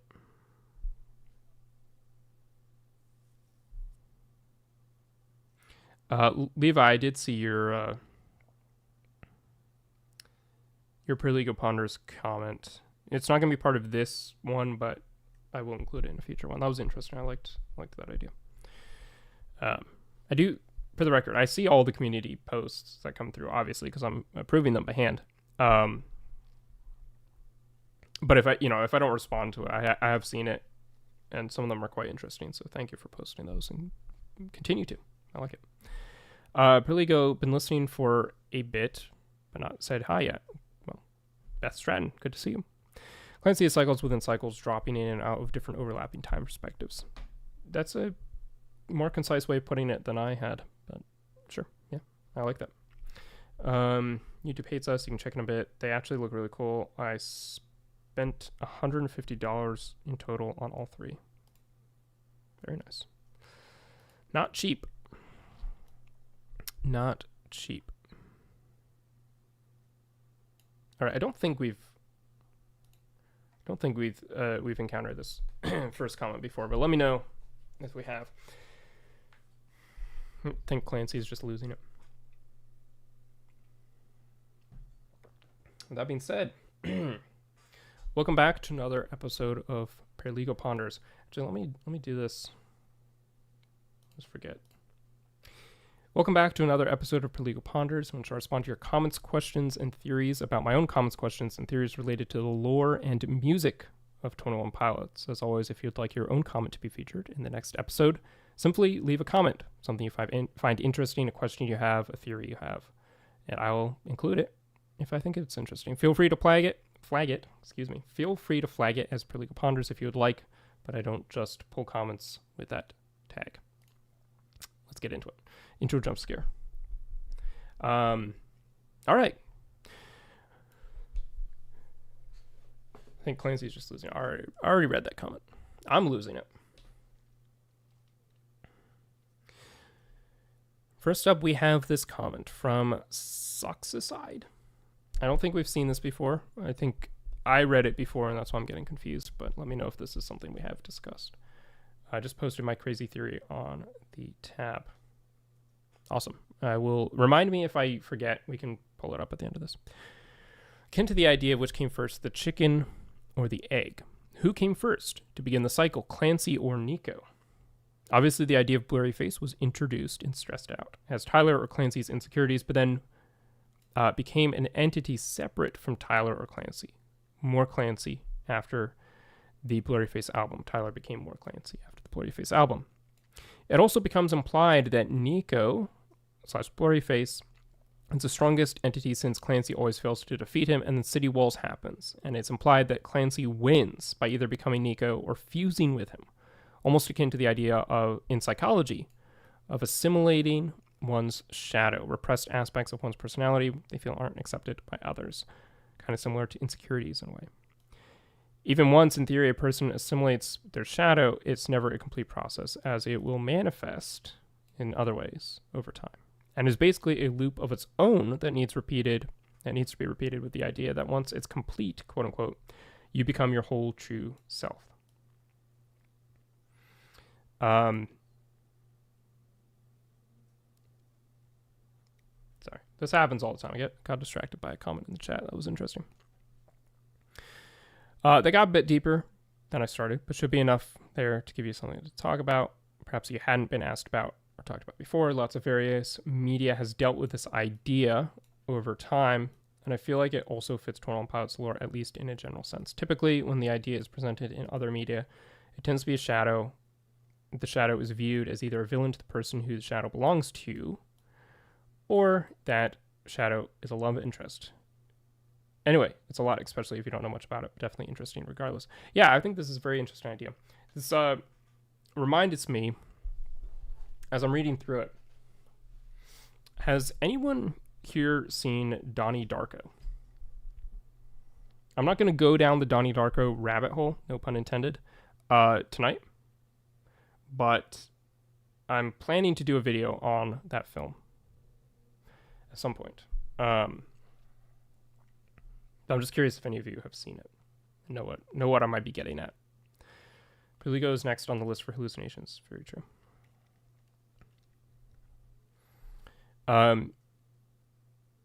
Essentially what I understand this person saying here. Accept your post now. Okay, I will see. I see Levi's. I don't see Reed Loves Music, unfortunately. Donnie Darko's brilliant, wasn't there? Wasn't there Clancy on the top? Yeah, Red K5, after we get through this first question, I'm going to come back to your comment. That's very interesting. We can talk about that. I'm going to prove Levi's, but we'll look at that later. Reed, I don't see yours for yet.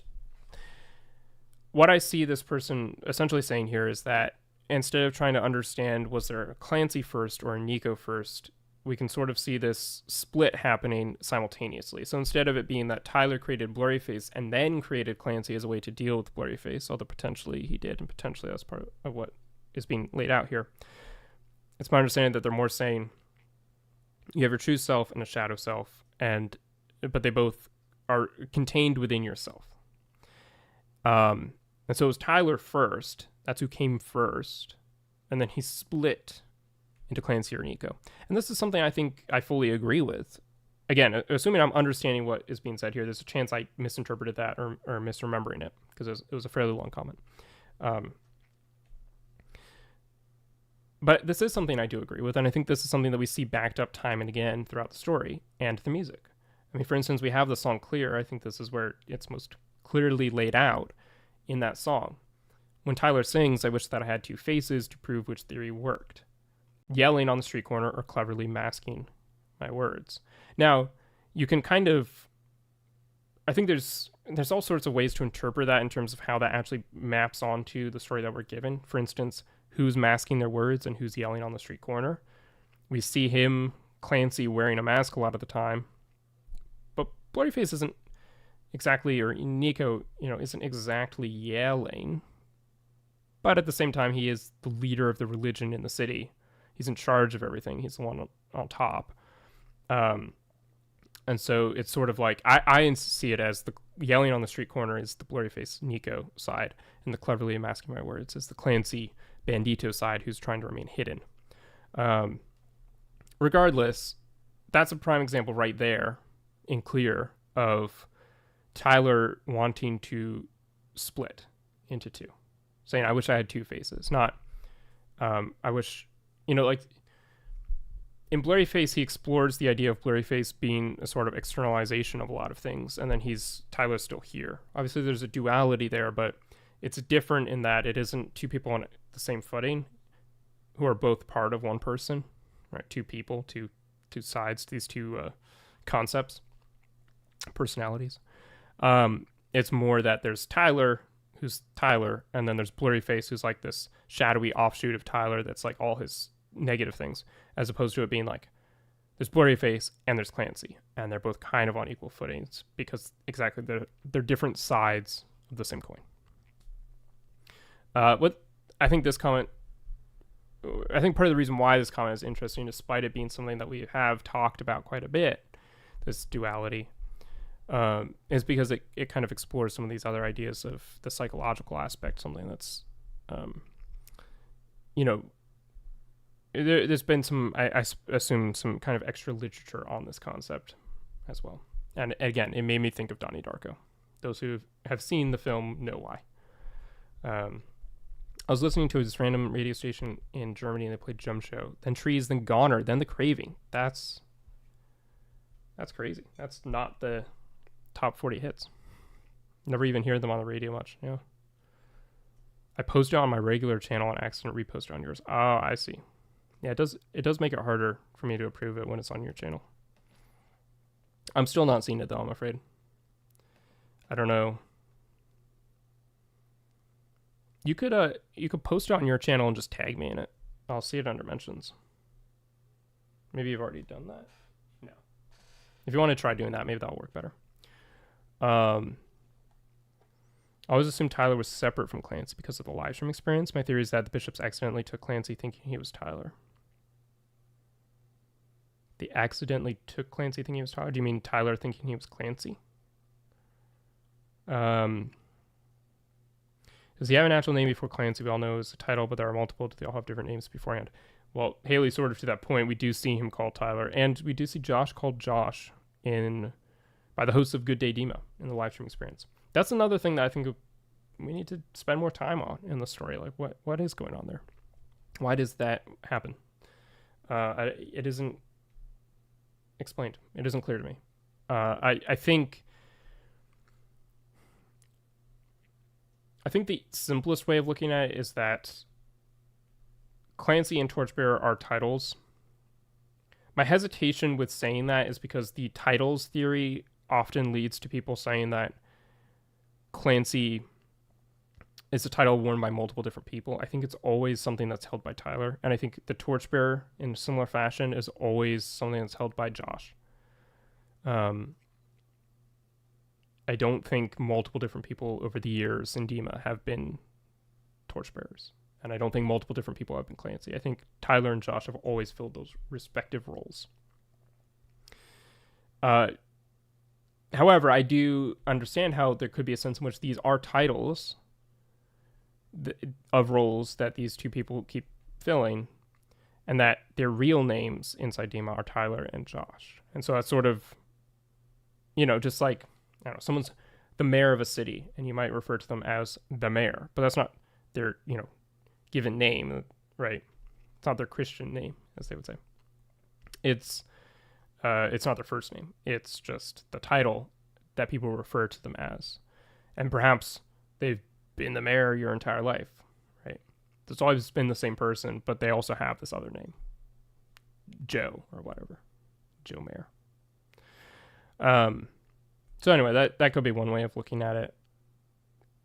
One way of kind of making sense of the Tyler and Josh first names existing within the world of dema, because it's a bit of an odd moment.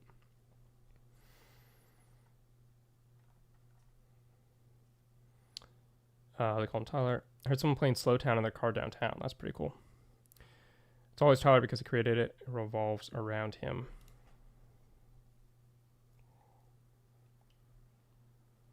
Okay, going back to something real quick.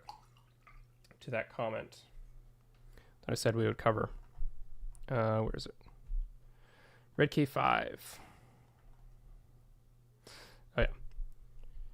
If they're the same Clancy, what about Paladin Strait? Wasn't there a Clancy on top of the mountain? Yeah, there was. And so this is, I think, where the jumpsuit moment being an exception to the rule theory falls apart. And what do I mean by that? Well, the idea that jumpsuit was just an out-of-body experience. He's just misremembering because he was seized in that moment. His memory's kind of fuzzy and foggy. I think videos like Paladin Strait, I'm trying to think, I had a list somewhere of all of the ones like this, but Paladin Strait is a prime example, and it's what you brought up. So let's talk about that. Paladin Strait shows, in similar fashion to Jumpsuit, one Clancy who's going through the motions of the story, and one Clancy who's removed and singing about what the other, or maybe not about what the other Clancy's going through, but he's doing more of the singing.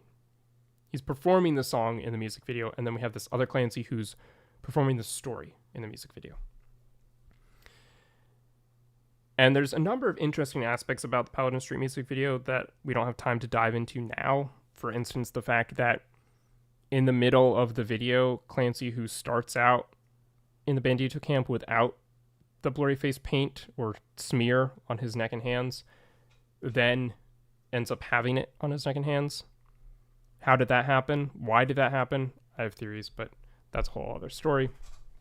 But regardless, I think the interesting thing about Paladin Strait and other videos like it that is that it shows the two different Clancys at play, the one who's watching, the other one going through the story. Why is there one watching, the other one going through the story? Why is one removed in this other separate location and one going through the actual events of the story? We don't know for sure. My working understanding, my working theory is that he's trying to learn from the past Clancy's mistakes. But he's sort of the next Clancy who's going to take on the cycle now that this Clancy has become a new bishop.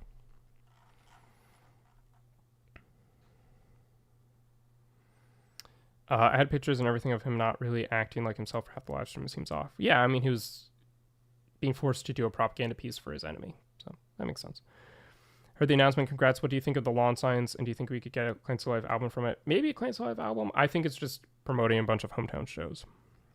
What's these crowns? The crowns are based off of how active people are.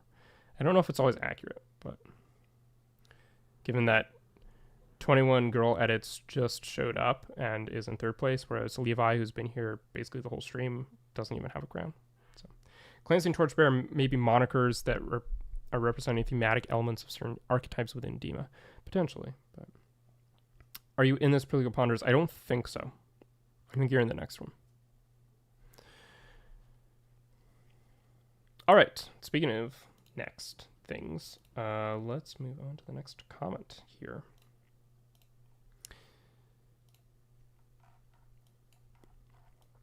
This comment comes from Moss Poet 6143. So maybe just something that would get answered with time, but I've been wondering how Clancy managed to trick Nico into taking him outside the walls in the I'm Clancy letter and the Heavy Dirty Soul music video, and how this connects to what Clancy and Nico represent. This is a tough question.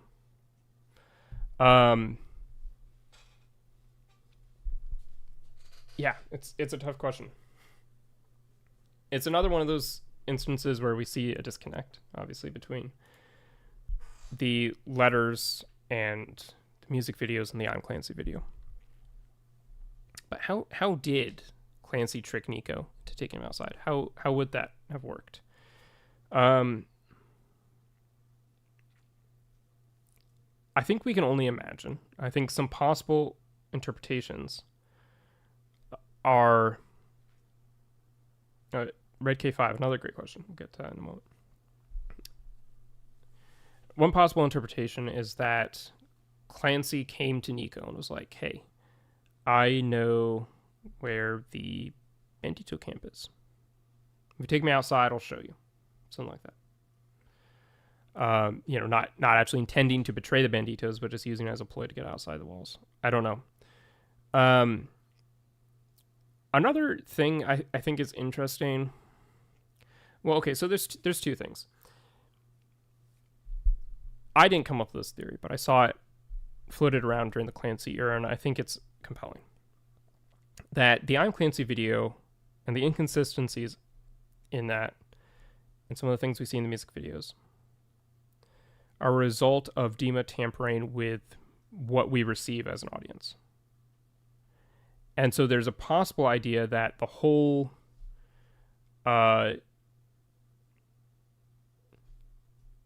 story of him tricking Nico into taking him outside the walls is a complete fabrication and never actually happened.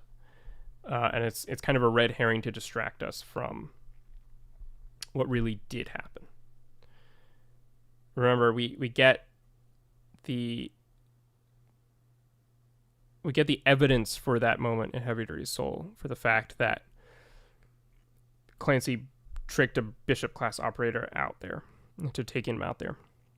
We get that from dema itself. Now, I'm not saying I'm fully sold on this theory and that this didn't actually happen. Certainly, so much of what we see after the events of Heavy Dirty Soul require Clancy to have been taken outside the city limits in a car. But I think it's an interesting way of looking at it, that what we were told isn't really what happened. Like, maybe he didn't trick Nico into taking him outside the walls. Nico forced him outside the walls for some reason. If we think about the Banditos and the I'm Torchbearer video, it says, we are banished from the city of Dema as Banditos. Maybe there's another possible interpretation where Clancy was, he had been recruited by the Banditos. He was trying to foment rebellion inside Dema. And so the bishops were like, oh, you got to go. We're going to banish you to the beyond, to the outside. And then they realized after doing that, like, oh, wait, this is Clancy. He's got these powers. We need to bring him back, and we need to actually use him as a tool. He's getting too powerful out there. So we need to infiltrate the Bandito camp and bring him back and make him do this propaganda tour as well. I don't know. I don't know if you guys have any thoughts. I am frankly quite stumped about, just in a straightforward manner, how that conversation would have gone, where Clancy goes up to Nico and says, take me outside the walls. And Nico's like, yeah, sure. Let's go. Let me get in my car. Yeah, I don't entirely know how to imagine that going in a straightforward level. I think all the other theories I have are sort of throwing doubt on the fact that conversation could have even happened. I guess one other sort of indication towards this comes in the song Leave the City, when he says it's only time before they show me why no one ever comes with the details back, why no one ever comes back with details from beyond. And so maybe there's a sense in which he sort of was like, you've got to tell me why this is happening. And the bishop was like, okay, let me take you out and show you why no one comes back from this vast wilderness of trench that's, no one can survive. You have to stay in Dema because this wilderness is too treacherous, as opposed to letting the Bandito propaganda play on Clancy and give him the rebellion theory for why no one comes back, if that makes sense. It's like the bishops were worried about him being subverted by the rebellious propaganda, and so they wanted to tell him themselves, wanted to give him their own story. Red K5, I really liked this Clancy. Why did he say that? Make it seem like all the Clancys had different personalities or different mannerisms seemed off.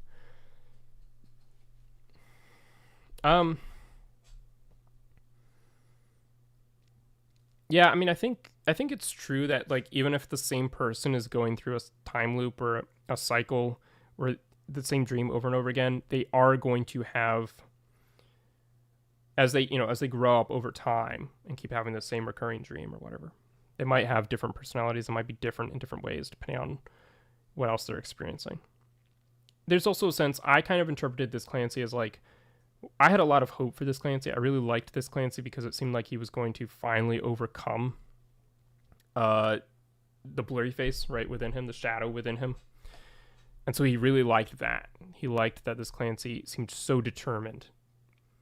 And then at the end, he was like, I'm going to become a bishop too. I'm going to rule. And sort of succumb to his pride. And so that was part of the Torch Spirit's disappointment, having seen Clancy go through that again and again and again. So I don't know. That's sort of how I saw it. Levi, let me sell you guys on an MP3 player. I can listen to all 21pilot songs and JD and NF at the same time. That sounds like a really brutal cacophony of sound. I mean, hundreds of songs playing at once. Yikes. From YouTube and Perligo streams. What do you mean by that? You can listen to these streams on your MP3 player. That sounds cool. I used to have an MP3 player back in the day. It was good. I liked it. I still have it. I just don't really use it that much anymore. But, you're sold. Fine. I have an iPod Nano 7. Nice. Good quality. Yeah, no, that's fair. Yep. These days, I don't really listen for songs that I have the CDs for, like albums I have the CDs for. So most of the 21pilots discography, I don't listen to the songs on Spotify. I mean, I do, but I don't listen to the Spotify streaming version. I listen to the local files that I just put on my phone. Significantly higher quality, like not even close, even with the lossless feature that Spotify just brought in. So, all right, next we have another question from Moss Poet. Yeah, 2 in a row. Very nice. This is a question for Ponders, if this is the right place to put it. Clearly it was. What do you think the implications of the Heavy Dirty Soul? So this is like a second half to what we were just talking about. The Heavy Dirty Soul car incident report are. That's the evidence. It says the Bishop class operator was never found. And then the I'm Clancy letter says Clancy tricked Nico into taking him outside the walls.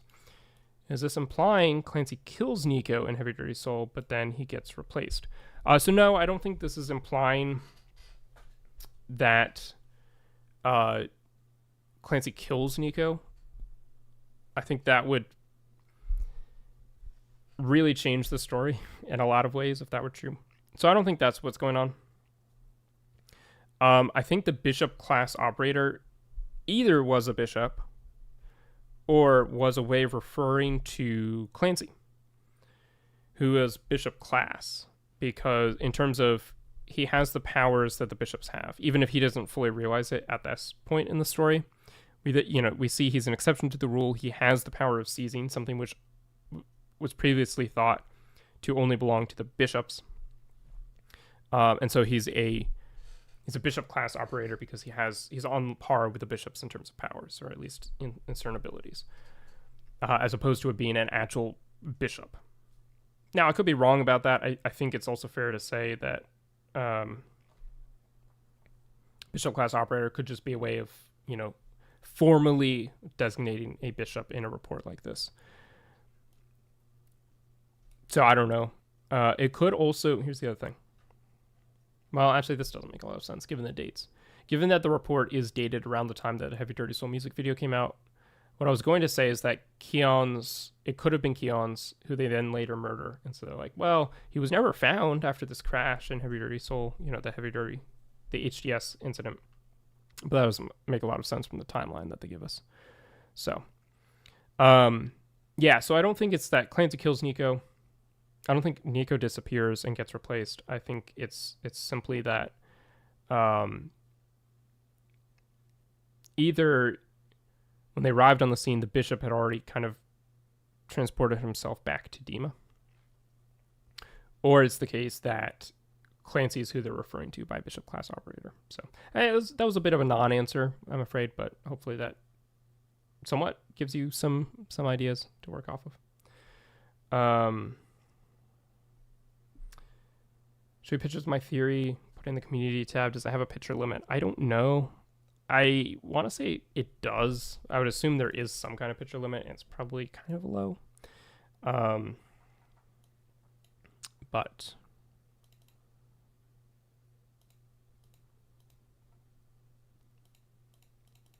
wait, hang on. 2, 3, should be 6, right? So we have three comments from this one guy in a row, which is fine. It's not a problem with that. But I had to do a double take to make sure it was I'd actually moved on to the next comment. Levi, this might be what happens with you in the next episode or the one after, because you keep posting interesting theories. Mosput 6143. Again, I see drag path as a reference to jumpsuit or Nico and the Niners. I don't think this is a hot take at all. It's at least a surface level reference, yes. In the I'm Clancy letter, he calls jumpsuit a drag path, exactly.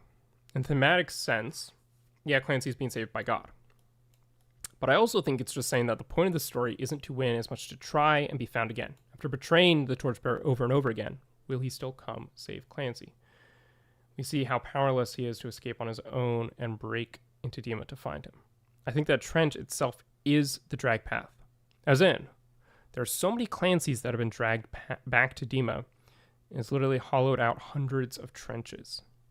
Trench represents making the choice to try, but also the cycle itself. I also think it ties into the we must become better bit, which is shown with the Nova Bishop's black paint being lower than Nico's. I think that trench getting hollowed out over and over time because of countless escape attempts has made the escape attempts easier. Maybe also calling back to the I'm escape, getting better at it with every attempt.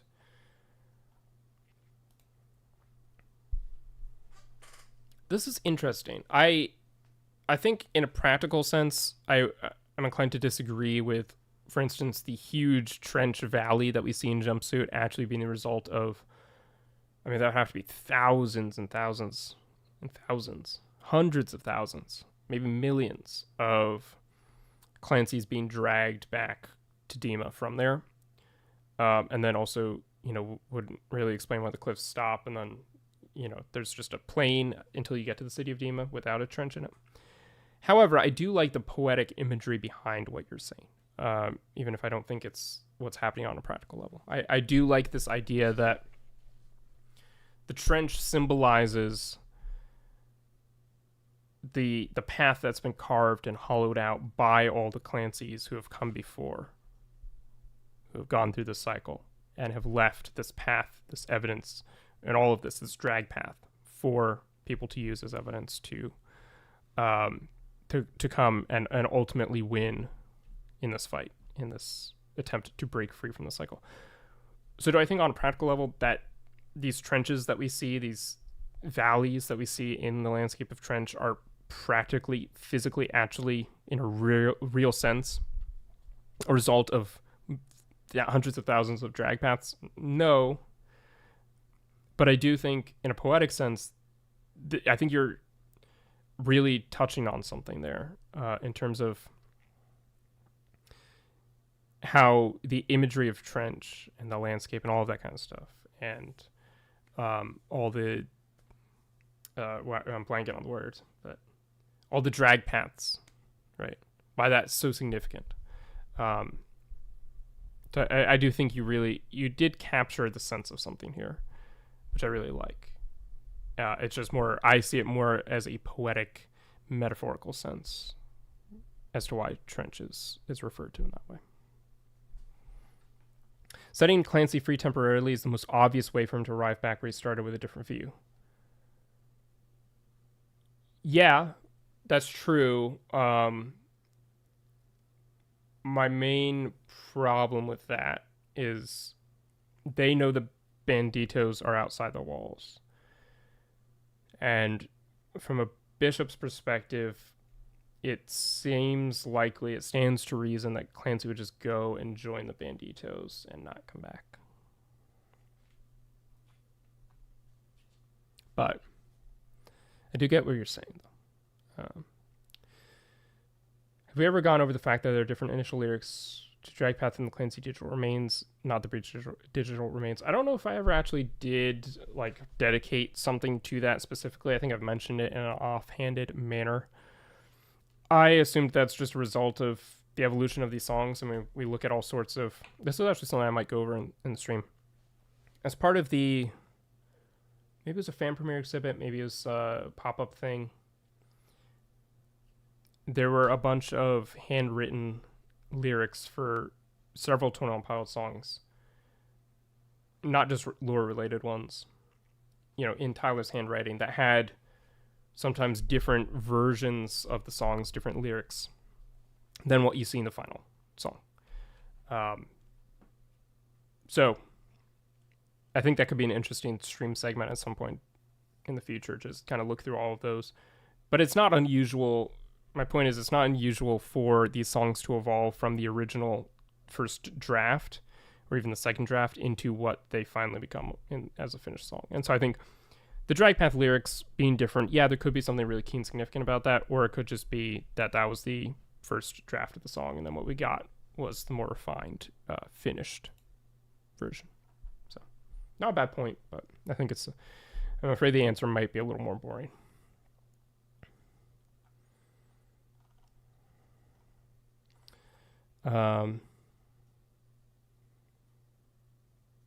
Prominent quote, a drag path that leads to my prison. I'm confident you'll find me. Yeah, that's fair. That's a good point. I'm willing to look over them again at some point.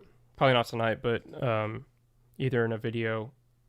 I have some more things I want to dive into with drag path. So either in a video or as part of a stream, we can go through that. Maybe as part of just all the handwritten lyrics versus final lyrics.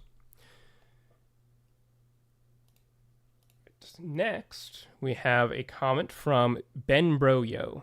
I got a question for Perligo Ponders. So I've recently rewatched the Scaled and Icy live stream and was wondering, why are Tyler and Josh referred to by their real names?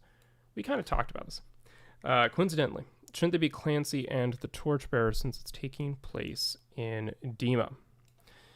Yeah, so I mean, like I said, kind of cover this. I'll just summarize it. Basically, what I think is happening here, although it's something that we don't really know for sure. Levi is hailing there? That's crazy. It's not something we can know for sure. I think it certainly is one of the weirdest parts in a lot of ways of the Scaled and Icy live stream, although there are a number of kind of fourth wall elements to that.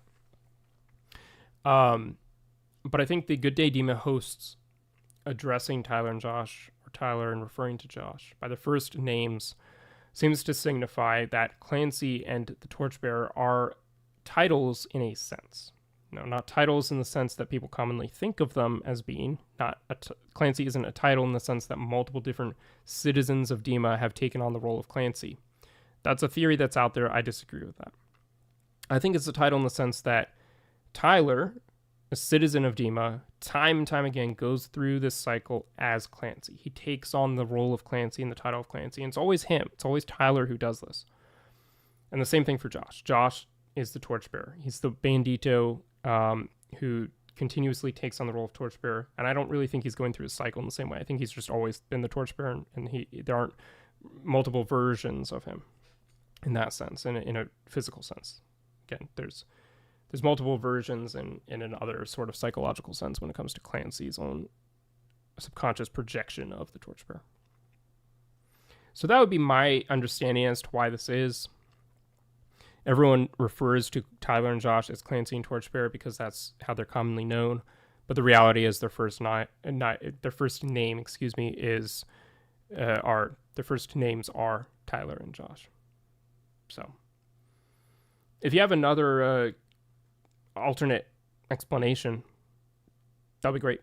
But Big with Alex says, I think it also takes away their power in a sense by using their true names. That's a fair point. Yeah, that is certainly a theme that we see throughout history. Certainly in antiquity, I think it is. There's a sense in which knowing someone's first name gives you power over them. This is why biblical scholars often say that God refers to himself as I am who I am in the burning bush when talking to Moses, because he's not going to grant Moses the power over him that having his real name would give him. I don't know, a bit of a tangent there, but I think that's a fair point that Alex makes. So, bit of a short answer, but we did kind of cover it already. Then the final question for tonight's Perligo Ponders is from Callie the Bandito. Perligo, I have a question for Perligo Ponders. How do you think the Banditos got all of their resources? For example, the tents. I've had this thought in my head recently. I watch your videos all the time in school. Thank you. How do they get their resources? I think it's probably a mixture of different ways. Some of it's probably scavenging stuff. Probably some of it is supplies that they bring with them as they, escape the city, or as they make forays into the city. I think it might be fair to say that sometimes they meet up with sympathizers to the rebellion, right? Like, it seems like from what we see in Nico and the Niners, the Banditos have tunnels through which, and we see this in Paladin Strait too, through which they can get into the city. And so they have an access to dema that the bishops either don't know about or don't really police. And they're able to come in and out. They're able to grab Tyler or Clancy, for instance, and bring him out of the city. And so they can also probably use that to go in, grab supplies, get resupplied by people, rebellion sympathizers within the city, and then bring it back out to the Bandito camp and things like that. So that could be one way. City Beans, dude. Is he back? Didn't think he'd be streaming again. This is a one-off.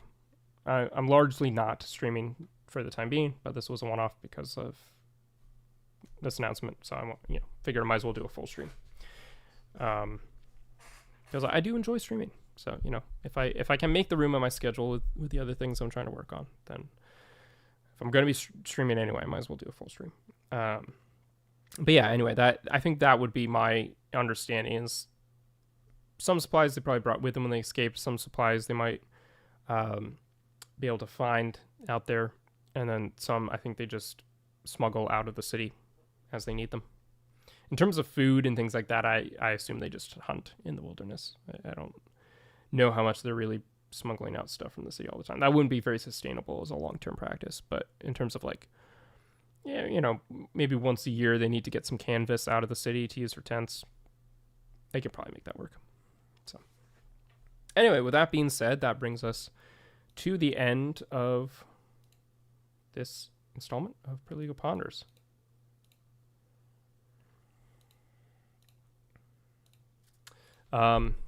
Thank you to everyone who participated, who submitted some comments. Thank you for watching. If you would like your own comment to be featured in the next episode, simply comment something interesting down below. Feel free to flag it as Plegal Ponders if you would like, but clearly I don't just pull comments with that flag. And I look forward to seeing what everyone has to say in the next episode. These are always a lot of fun. It's on an announcement. I was like, uh-oh. Yeah. No, I'm... at least for the foreseeable future, if there are any announcements, they will be things I'm excited about, and things that might make you say, uh-oh, probably are not things I'm excited about. You never know, though. Thought it was Perligo's debut. Yeah, no, not gonna happen. Keep dreaming. Thanks, Perligo. Join listening. People's views, comments. Yeah, it's crazy to think that we've been doing Perligo Ponders for over a year at this point, like 14 months, something like that. Glad I started doing it. So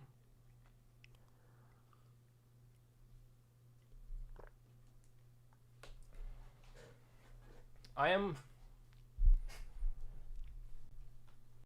just to kind of let some of you in on some of my thought process here.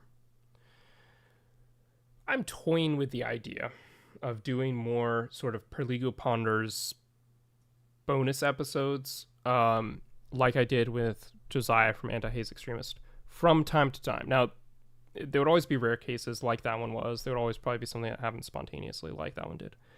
But looking for more opportunities to not just answer a one-off comment, but actually like sit down and have a thorough conversation with someone who has like an interesting, really like thorough point or idea or comment that like warrants a longer conversation. So I don't know for sure that's going to happen. It's not me asking for people to start pitching a lot of things or anything like that, but I might do more of those. I enjoyed that. I think it's cool to have that kind of collaborative content more and more on the channel as well. I will say since I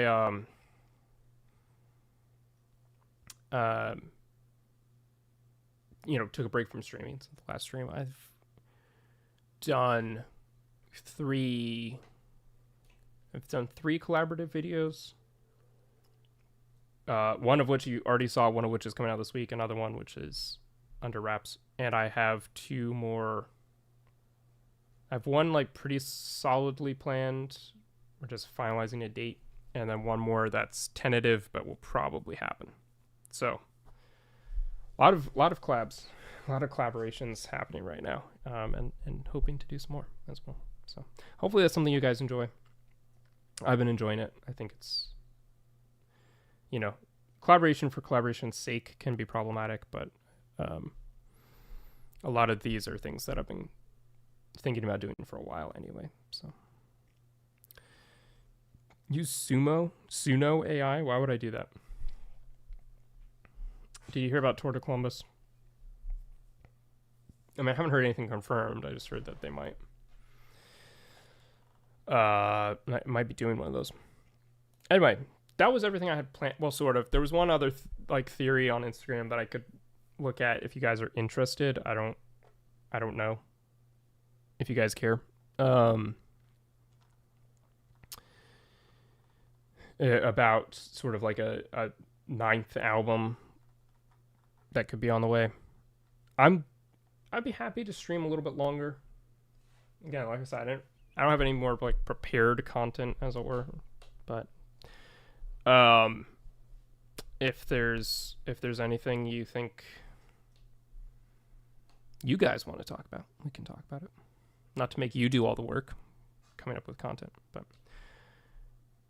someone make a Perlocals video with AI input in the tab. That's okay. I'm good. I don't need to see that.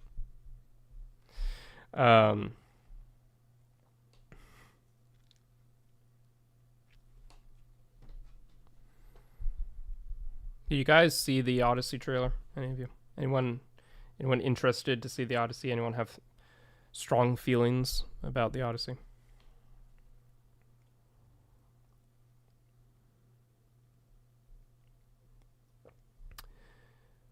I have a huge Soul tomorrow. I have to go in a few. What's a Soul?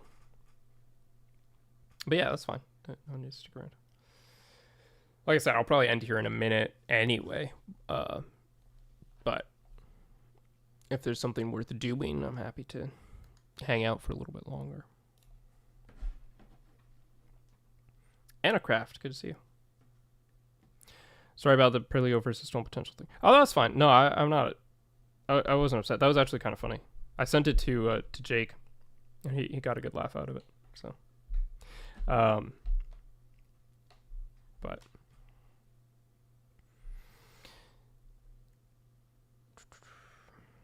I want to know about maybe this being the 8th album and being the Doubt Cycle. I'm sure we can expect a countercycle task for imagery. Have you guys seen this thing on Instagram? The thing I'm talking about. Everyone's seeing his dog is what everyone will be talking about. Seeing his dog is what everyone will be talking about. What are you guys talking about? I feel like I missed something. I'm trying to catch up. But yeah, this was what I was referencing earlier. This has been, I'm not actually familiar with her. I think she has a pretty decent following. Yeah, several thousand followers. A lot of 21 Pilot stuff. But I've seen this video pop up on my feed 2 different times on the same Instagram account. Lost your rank and title. Lavanna, I've been in her comments recently. Sort of proposing this idea of a 9th album confirmation. I thought it was, look, I think I didn't watch the whole thing because I was like, maybe we can watch this on stream. I think she starts laying out a compelling argument. Like I said, I think you guys know my theory or my sort of opinion on the triple album or 9th album theory. Obviously, I think there will be a 9th album at some point. Elliot, gotta go. I'm going to film my SOL tomorrow. I don't know what that is, but good luck with it. Definitely don't fail it. I don't think there's going to be a triple album. I think Breach ended the story. I don't think there's another album beyond that. That's my theory. I made a video about it. I think it's pretty clean cut. However, I'm always, willing to engage with other ideas that might get presented. I always love seeing interacting with other theories. Obviously, that's why Perligo Ponders exists in a lot of ways. So I think this is interesting. The main reason why I might still bad theory, unfortunately. Okay, here's the question. Have you guys seen this video? Do you want to watch it together on stream and talk about it? Or is it just uninteresting to you because it's the triple album theory? We don't need to talk about it anymore. It's pretty clear. That's not going to happen. So I'm happy to go either way. I'm just saying, if we want to keep streaming for a little bit, I can watch this and we can talk about it. But let me put up a poll. I'll just keep it simple. Watch, yes or no. How about that?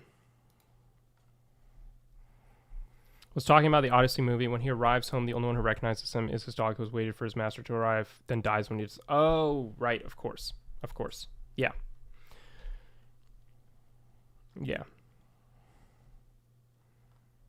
That's a good point. I have been seeing people talking about that scene's going to be devastating on the old social medias. 5 votes, 100%. All right. Do you have any words that are not allowed? Maybe. I don't remember proactively setting any, but potentially. We love the streams the longer they get. Fewer and fewer people watch them the longer they get, right? But all right, that was overwhelming. A whole 6 people said yes. So, I certainly don't mind the drop in audience, right? As long as you guys are still engaged and enjoying it, I'll keep going. I think it's funny that it makes sense though. It's getting late at night, so I'm not surprised that viewership drops off. But you listen later. Yeah, that's fair. All right, let's take a look at this. There's a chance the Instagram interface is just going to really frustrate me and I'll rage quit because I hate the Instagram video player. But we'll give it a try. Let me unmute this and then unmute this. Paper yet again. It is so important. It's the key. I write a promise. Okay, so it cut off a little bit. Again, can't pull it back. Can't skip back to the start of the video. But basically what she was saying is we need to look at this sheet of paper again, which he put out before the Clancy World Tour. because it's important, and there's a lot of significance. Her credentials is that she's an ex-English teacher and can tell there's more to the story. Okay. All right. You listen later on MP3. How do you does your MP3 player have internet? How do you watch my streams on your MP3 player? I'm very curious. As a former MP3 player owner and current MP3 player owner, how do you do that? I've seen this pic before. It's weird that it's missing songs. Yeah, that is weird. It's off of Blurry Face, right? It's the not more than we ever imagined. Isn't it Goner and Not Today are the missing ones, right? And there were some theories about why that was. He claimed he just forgot. I don't know. Anyway, let's look at this. In pencil, but my loyalty's in pen. Okay, so notice how these are written in rows of 3, and then we have this 7th one. This is not an accident. Okay, so yeah, rows of 3 are significant. She's going to get into it more. I like the connection. Fair. Okay, rows of 3. So we got 3, 3, which is 6, and then we've got 7. The problem is that 7th is not an album, right? If she's going for the idea of there being a 9th album because we have 9 circles, I'm jumping ahead a little bit, but it's important to keep in mind that and she does address it, but that column there is not an album. It's a collection of singles. But yeah, to your point, Rollins, I don't really buy the theory that he just forgot 13 and 14. If you're saying she later addresses why that is, then let's talk about that when she gets to it. So we can wait to see if she does. Hopefully audio is working okay as well. You guys let me know if you can't hear her video, because that'd be kind of awkward. But I think the sort of interpretation that I had is for why that is, or the interpretation that I saw that I thought made sense, was that Blurry Face is being chipped away as Clancy is winning in the cycle, something like that.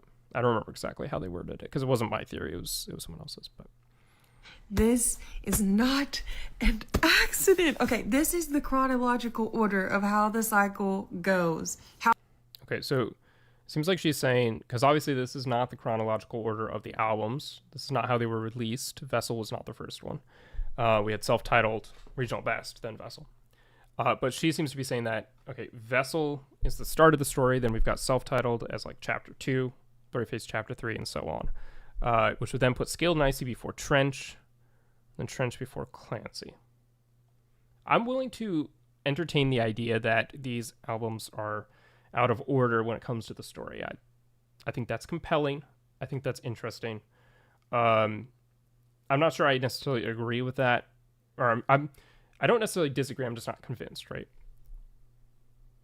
So I'm curious where she goes with that. But that just for a point of clarification, she's not talking about the chronological order of the album's release. How the story that we have seen unfold goes.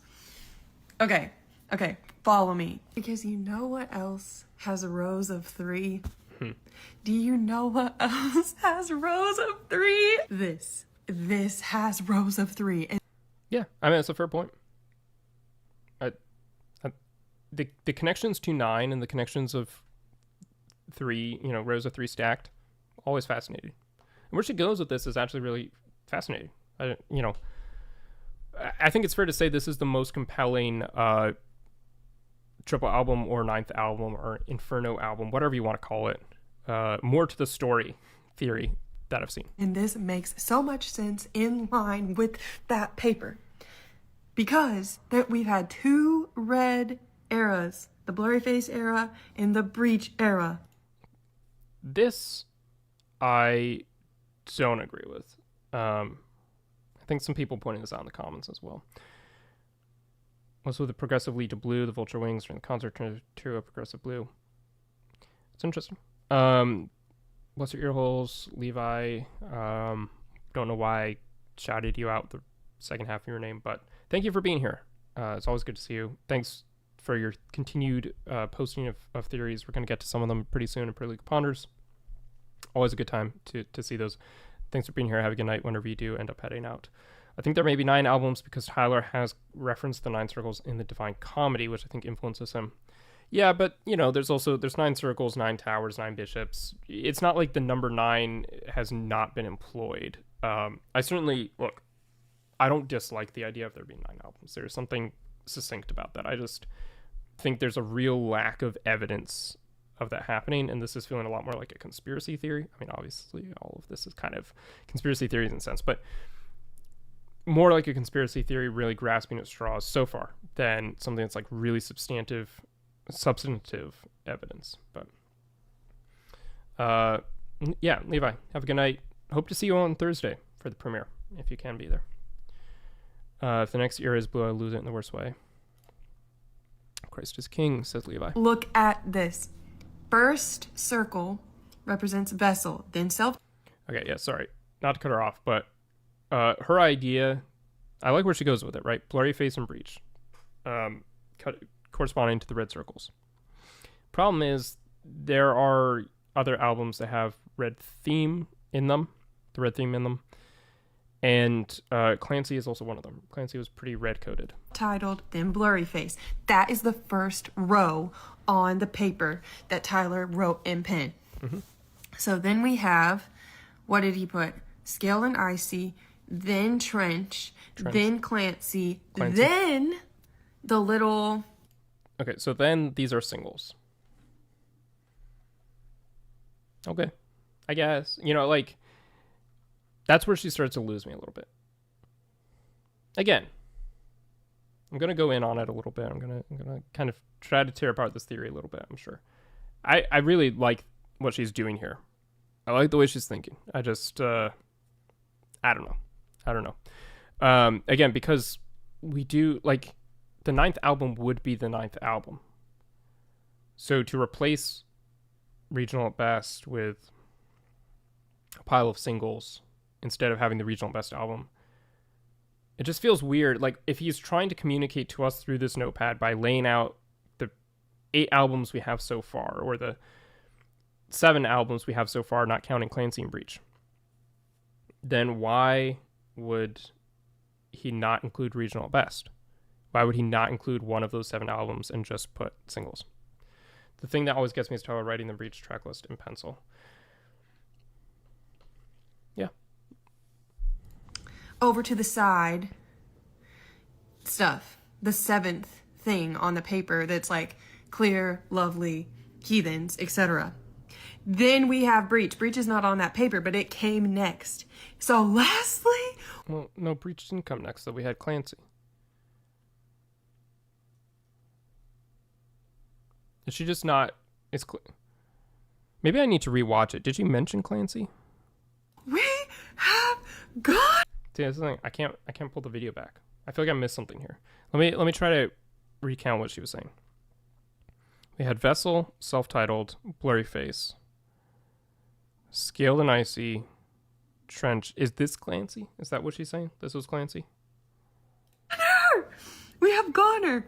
Okay, this is where it gets really crazy. Maybe I missed that.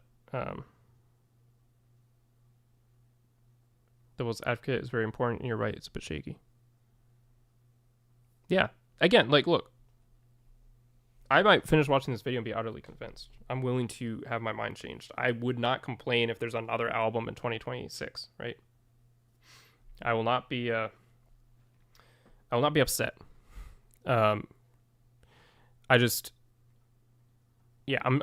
inclined to think people are just kind of reaching. The Goner is the song that is associated with the bishop named Nils. So I went looking up what Nils means. This is what came up. Nil is an archaic verb meaning to be unwilling, to refuse, or to will not. Okay. Originating from Old English, it is rarely used today outside the phrase willy-nilly. Will I, nil I. Will I, nil I. Will I, nil I? Okay. I mean, I always like the linguistic connections, right? I mean, I've made them myself, especially looking at dema, meaning the judge in Old English. Another use of Old English, I think, is fair to point out. Dema is a word that exists in Old English, and it means the judge. Nils itself doesn't seem to exist. Nil, is sort of like an old use of something that originated from Old English. Even that's fine. Like, I'm not saying it has to originate from Old English. Okay. But it's not nils. I'm being a little picky, or a little bit of a stickler, I suppose, but it's not nils precisely, it's nil. But let's keep going. Will I, won't I? Kind of like duality. Kind of like I've been saying, this entire story is about duality. Kind of like fairly local. Sure. I'm evil to the core. What I shouldn't do, I will. I'm not evil to the core. What I shouldn't do, I will fight. Kind of like your soul knows good and evil. Your soul knows both sides. Yeah, sure. Are you getting this? Are you getting this? I've believed there was a 9th album for a while now. Now I am like even more certain. I was already pretty certain, but I'm just like, are you getting this? But wait, there's even more. So Nils is pointing out a duality because it relates to a verb, nil, that refers to willy-nilly, will I, nil I, which means will I, won't I. Okay. I mean, I guess it's the old language connection is part of the key. Yeah, I mean, look, I'm all for connecting to old language in understanding the lore. That's a very valid thing to do. Like I said, I've done it multiple times. And I'm all for being pointed in the direction of more connections like this. I don't think I ever made this nil connection. Again, I think it's a little shaky of a connection because it's not actually nils. We don't see nils represented. Like, nil being a verb means nils, you wouldn't have a plural form. Like, if nil is a noun in archaic language, archaic English, then nils being the plural form maybe could be something like this. Nils doesn't really seem to actually directly relate to anything, but still, like, I'm willing to entertain something like this that even seems like a bit of a stretch. However, I'm not following the connection from that to nils meaning duality, meaning there's a 9th album. I can follow up to nils meaning duality. Sure, I'll accept that. I'll grant that. But plenty of things about the story, as you mentioned, point to duality, but that doesn't necessarily mean they're pointing towards a 9th album. Seems a bit of a reach, yeah. Again, I've put out theories that are a bit of a reach. I am all for exploring ideas that seem like a bit of a reach. This seems like a reach on top of a reach on top of a reach. But let's keep watching. Maybe it goes somewhere. Mr. I don't hang out with nerds came up with all of this. Who's Mr. I don't who? What? Red K5, please explain. What are you talking about? About nils or nil. Nil in British English can mean obsolete. It can mean an aversion to something. Well, okay, hang on. All right, hang on. Look, I'm not trying to cast stones here. I'm not trying to remove specks from other people's eyes when I have beams of my own, right?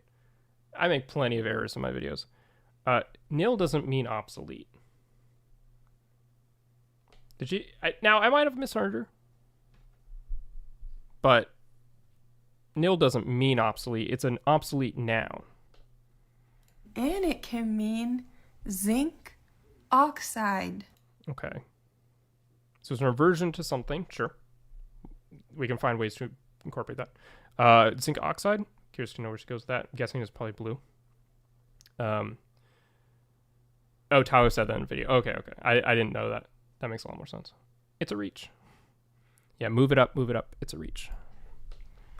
Zinc oxide. So I went Googling, moving my thumbs, and wouldn't you know, the combination of zinc. Hey, Rager. We're kind of just hanging out at the end of stream and looking at this theory that's been overwhelming my Instagram feed because I thought it would be fun. Again, if what's her name? Anna. Shout out to Annabeth, first of all, for putting this together. It's a cool video. If she, for my son happenstance sees this video, how should I put this? I right now definitely disagree, but great work on the video, and shout out and respect. My mind's going blank because I've been streaming for like 2 hours, and that's on me. But all that is to say, if she does end up seeing this, don't take it personally. I don't know. I think this is cool. I think this is a cool video. I just disagree. Nose means victory if the people in Scandinavian. Gas connection to Nike meaning victory. Or also has connection to Nike, I assume. Interesting. Explain more about the connection to Nike, because that is interesting. That would play more into a ninth album than something we've seen so far. All right. Zinc and chlorine producing agent. Zinc and chlorine is commonly used to generate dense smoke. Okay. Which can produce a blue-white to pale blue flame under specific conditions. That's cool. Often associated with the production of zinc chloride. Okay. Blue Inferno. I have been preaching about this Blue Inferno for months now. Since Breach. So, I mean, it certainly, could potentially explain the blue fire that we see in the outside. That would be cool to have an explanation for that, but Dropped. Why do we make a song called Midwest Indigo? The combination of blue and red, purple imagery is pretty cool to look into. Okay. Are you listening? Ninth album, Blue Inferno. It's gonna happen. Mark my words. Please hold on to hope just a little longer, friends. The real ending, the alternate ending, whatever you want to call it, it's on its way. I am so 100% certain. I've been certain since I discovered this is a story about duality. See, again, why? I'm probably stupid, but why? Why does understand that it's a story about duality make you think there's going to be a third album, a ninth album, another ending? One of the final albums called Blue Inferno. Yeah, it was. I mean, we also had vinyl variants called like Vialism. You know what I mean? Like, we've seen a Blue Inferno already. We've seen Vialism. We've seen some of these things. The vinyl variant names don't... Like, I get what you're saying, Alex. The vinyl variant names don't seem to actually point towards like anything that we then necessarily see. We didn't get an album variant for Clancy called Breach or anything like that. I've already given up hope for a ninth album. Yeah, I mean, I never had it. Again, look, I didn't think we were going to get Breach. I said this in my my other video denouncing the triple album theory, the ninth album theory. I think triple album theory is probably a better way to put it. I don't know, because I do think there's going to be a ninth album. I just don't think it's going to be part of the story. But I was wrong about, the double album theory. I really didn't think that was going to happen. I didn't look into it as closely as I am for these third album theories, because part of why I'm looking at these so closely is because I was wrong. But I did always think there was going to be more to the story, because they said there was going to be more to the story. This time they haven't. They haven't teased anything that would indicate there is going to be more to the story. So either they're like just really subtly playing it and are really, really going to blindside us. They loved how much they blindsided us with the release of Breach, so they're going to do it to an even greater extent with something else. Sure, maybe. But I don't buy it. Anyway, I'll let her finish. We have seen one version of the end, but we are going to see the other. We are going to see the version when Clancy cries out for God's help. In Goner, which is Nil's song, it is a will I, won't I. It is a will or nil. It is it's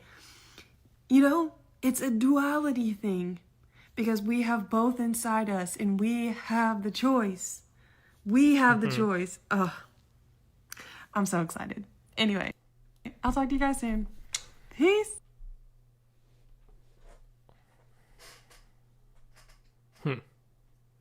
Yeah, I'm not convinced, unfortunately. Great video. Again, shout out Annabeth. Go follow her on Instagram. Cool video, well made.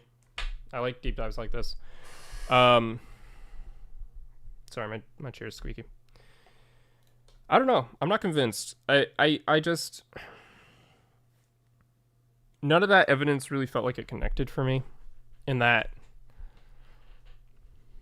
yeah, okay. Okay, the connection from nils to nil to willy-nilly, will I, won't I, felt like a bit of a stretch. But even if that is granted, which I'm not sure I want to, but even if I do grant that connection, I still don't really understand what significance that has. Like at most it signifies that nils as a bishop or nils as a concept, or the song Goner, which is associated with nils, which I would even like to confirm if that's the case, but I think she said it is. So I'm willing to accept that. That isn't, I don't know if it is or isn't. I know we have ways of knowing for sure. So I believe her on that. But then it's like if nils represents a duality, I'm kind of left feeling like, yeah, so what? You know what I mean? Like everything, Pluriface represents a duality in a sense. He's representative of this other side. Clancy and Breach could be, the two albums representing their own duality. Breach and Pluriface could be a duality. We know there's a duality at play. I just don't know how that tells us something. So, okay, then fully accepting, granting so many of her connections all the way to the end of, all right, so the duality means that we're going to get an alternate ending to the story. We did get an alternate ending to the story. We didn't get an alternate album to Breach. We didn't get a full 14-track or 13-track ending, but within Breach itself, we got the album bookended by two alternate endings. We had City Walls at the beginning, and we had Drag Path at the end, bookending that album. And Drag Path presents an alternate ending to what we see in City Walls. It just isn't something we see playing out in a music video, but I think it is something which, and I think there's many reasons for that, which I've laid out, and people smarter than myself have laid out as to why we don't see Drag Path in a music video form. I mean, we do in the Drag Path music video, but that isn't a Clancy and Nico and Dema kind of video. It's not a lore video in that sense. So we don't see it in that story in that way. But yeah, I don't know. I'm curious what. Kicked my light. I'm curious what you guys think. So I'm gonna look at these comments or these chats you've sent in. But that's sort of my impression is just like, yeah, you can make these connections, but I don't actually understand how that leads to a 9th album, or this being another album, or there being, a 3rd album, whatever you want to call it. I think the strongest point, and this wasn't, maybe in other videos she's gone down this rabbit hole, the strongest point you can make is, well, why do we see the color blue teased so much if we don't then get a blue era? That, I think, is a fair question that I don't necessarily have a good answer to. We see that blue is the sign of defeat, according to Blurryface. Whether that means that, well, I don't know. Yeah, I think it's fair to just leave it at blue is a sign of defeat.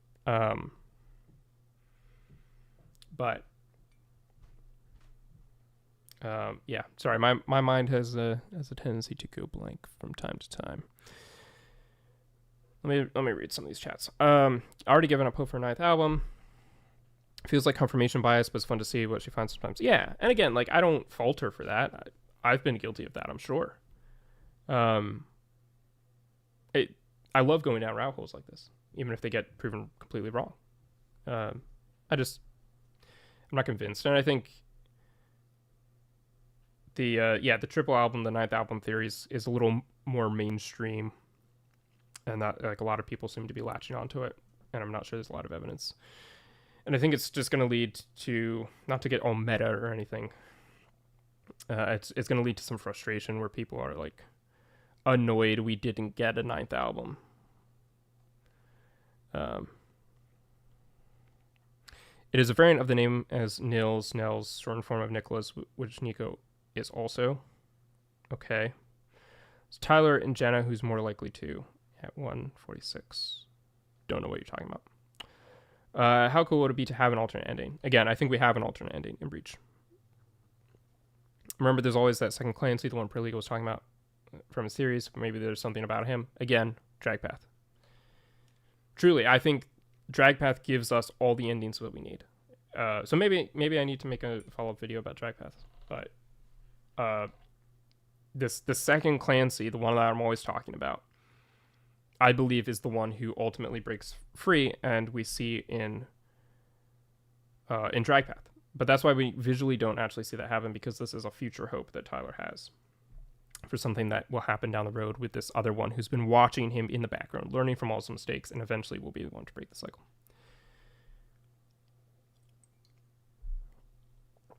I've started to think that there might not be a new album, and I'm just going to believe that we're going to get a third ending to this story. Maybe. I like the he will try 9 times and drown. In the past, music hints to wanting to test 2 faces or sides. It seems that blurry faces very heavily with Clancy during the cycle. That's a fair point. All signs point east. Seems like, or all points east. It seems like it's hinting something progressive travel through the west to the east is interesting. I love the way the story ended. But an alternative would be great. I think it's all reach, but I'm totally here for an alternate ending. It's happened. For an alternate ending if it happens. I mean, look, I'll agree with that. Seems like a reach, but hey, if we get another album, yeah, sounds great. Prove me wrong, right? Please, Tyler, give us another album. But no, I think I do kind of kid, because I think I've stated a couple of times, and I do actually believe this. I think it will be good to have a break before we get the next album from them. All Points East probably will have something, yeah. And so, look, maybe we'll get an alternate ending to All Points East that won't be another album, right? Because that's the other thing. It's like, even if she is right in that we are going to get another ending, excuse me. If she's right that we're going to get an alternate ending to what we see in City Walls, and Dragpath is not it. I'm wrong in that interpretation. And Dragpath is, if anything, just hinting towards this alternate ending that we're eventually going to get. Sure, fair. She could be right about that. But that, again, doesn't actually prove that we're going to get an album. I think Breach being an album wasn't originally the plan anyway. I don't think that. I know that. They've said that. So if there's yet another ending, are they going to make another album? Maybe. But I don't think the fact that there could be an alternate ending itself either confirms that there's going to be a 9th album. Nils calculated to Destiny number 9 in numerology. It feels like crazy stretching and pulling at straws that don't really feel like they exist. I know in a past video she connected the blue back to the Vulture too, so I feel like she's been building her theory at this point. It's more like evidence she adds, so that's maybe why it feels disconnected, says Anacraft. Okay, that's fair. That's a fair point. Bit of a weakness in her video, right? If you have to watch all her others to understand, but I guess that's kind of how the Instagram Reels format works. I was looking to see if she had a YouTube channel. Do you guys know if she does? I couldn't find one from her where she, maybe had laid out a long form one. Look, if you guys have other, I don't know if you guys, know her much or anything, but if you have other sorry.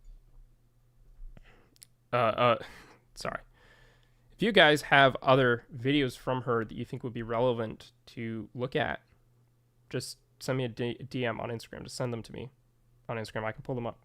We can take a look. Or at least we can try to, as my mind seems to be evaporating in front of you. Disconnect. Sorry. Okay. 9 signifies conclusion of a phase. Fair. Numerology, it's a counterbalance to 1. The duality is the conceptual duality, where 9 is the ending force to the beginning one. Okay.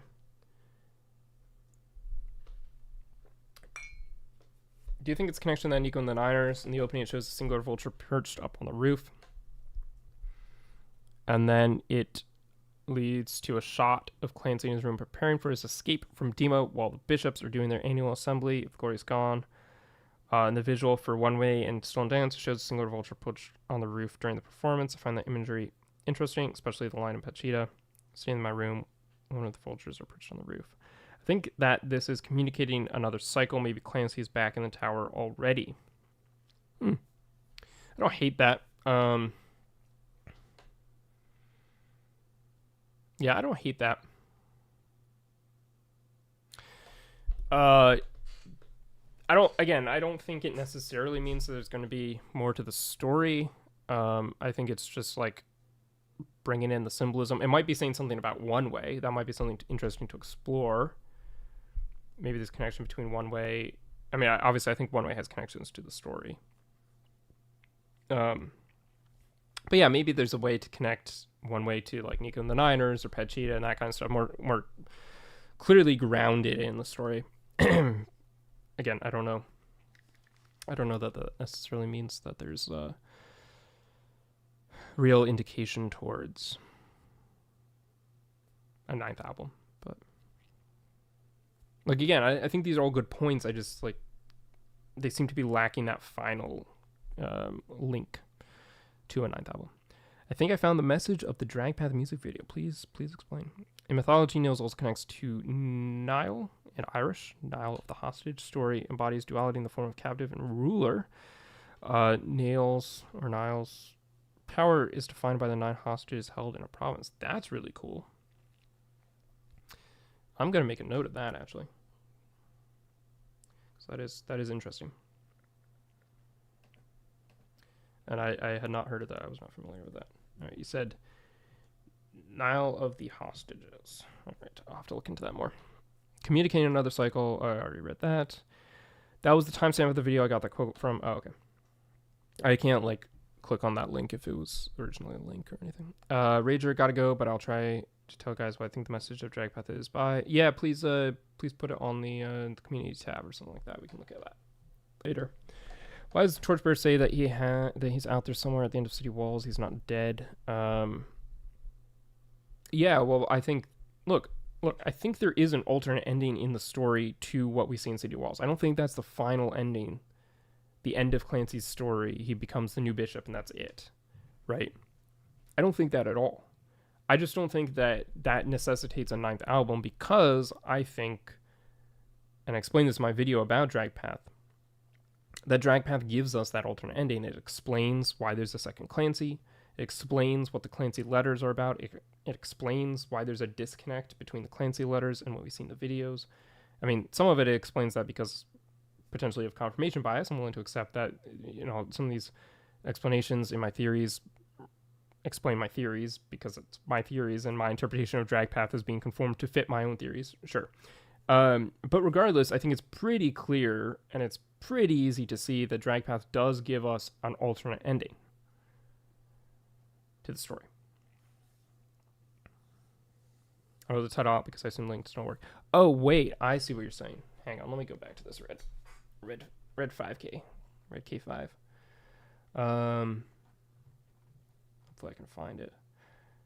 It's Tyler and Jenna who's more likely to at 146.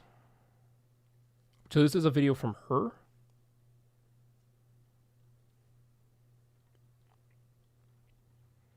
Yeah.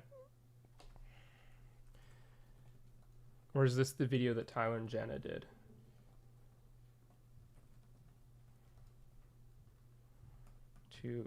I'm making a note of this as well. 146.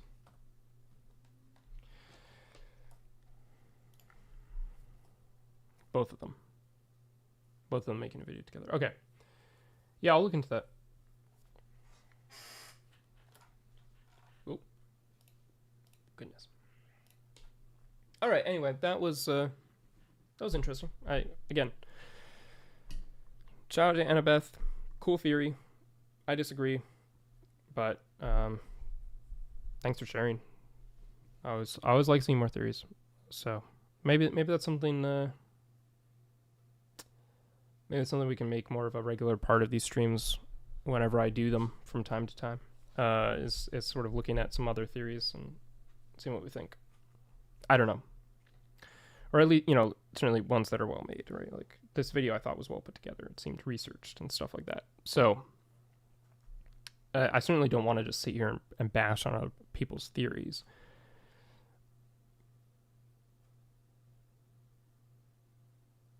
But I wasn't expecting this. I was about to send you the video with the screenshots.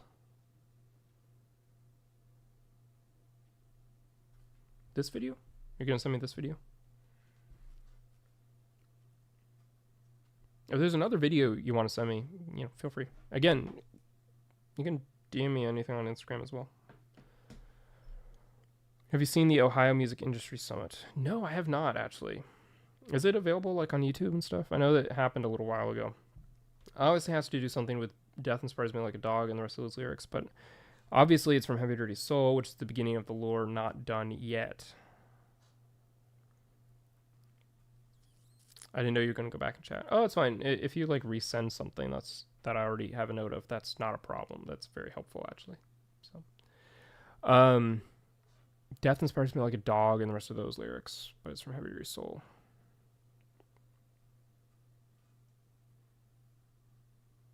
Yes? I'm not sure I fully understand. 1717 is a color question. Okay.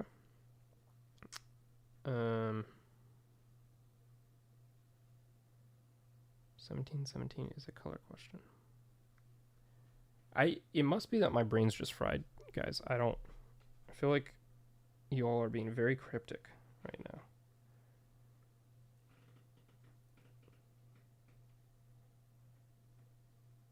I'm just pulling it. By the way, I'm not ignoring you.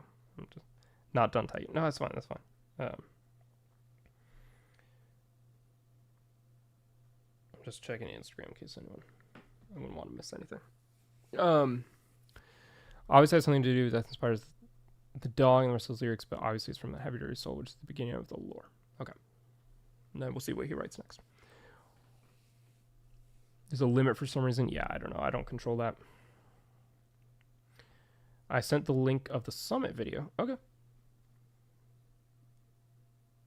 Where? I feel like I was thinking about this earlier today. Because I want to be able to facilitate stuff like this, right? More chat interaction with you guys and pulling up stuff to look at, especially on chill streams, which would also allow me to stream more. Because if I don't have to, if I'm going to be lazy and not prep as much for a stream, it means I can stream more because I don't have to do as much work.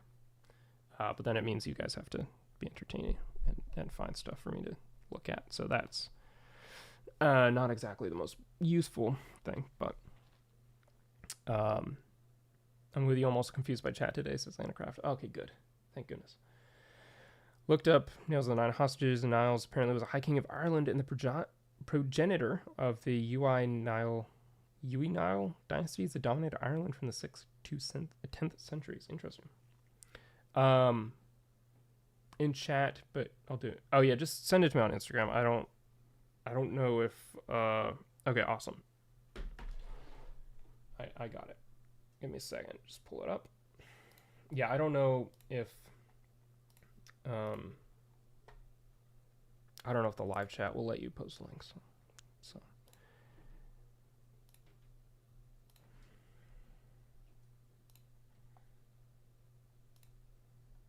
is this a super long video? Oh dear.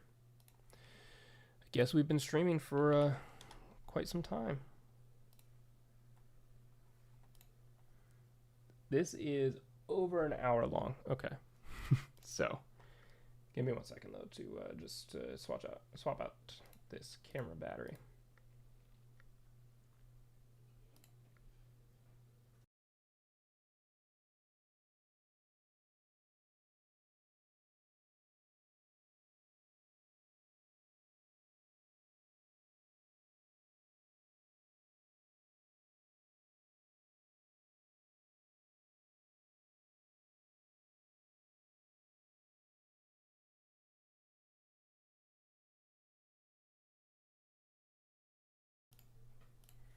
All right, should be good. All right, so let me pull up the chat again. I can't actually see it. Hopefully that didn't mess it up. All right. Start at 1717. Okay, awesome. Thank you.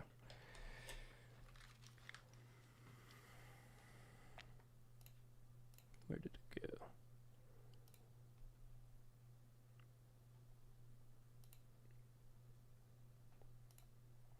Oh, look. I'm live. That's crazy. Okay. Looks like audio's still working.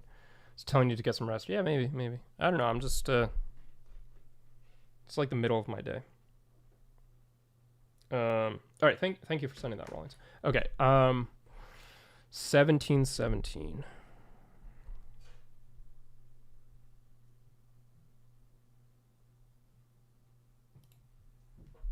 Close enough. What's the context here? Color question. Okay. Music video shows a rabbit being taken away. All right. There's like 2 different threads. Rager, you just finished your. Okay. Let's address Ragers and then we'll look at this.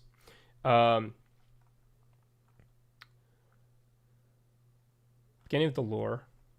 Do you send one in the middle? No, I think this is the next one. The music video shows a rabbit being taken away like to Trench, and that death inspires me like a dog shows as a new beginning for Clancy.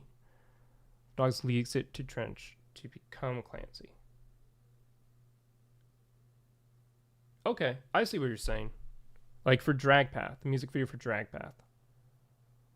The rabbit is taken away out of that forest to Trench so he can become a new Clancy. It's like a metaphor for a Clancy.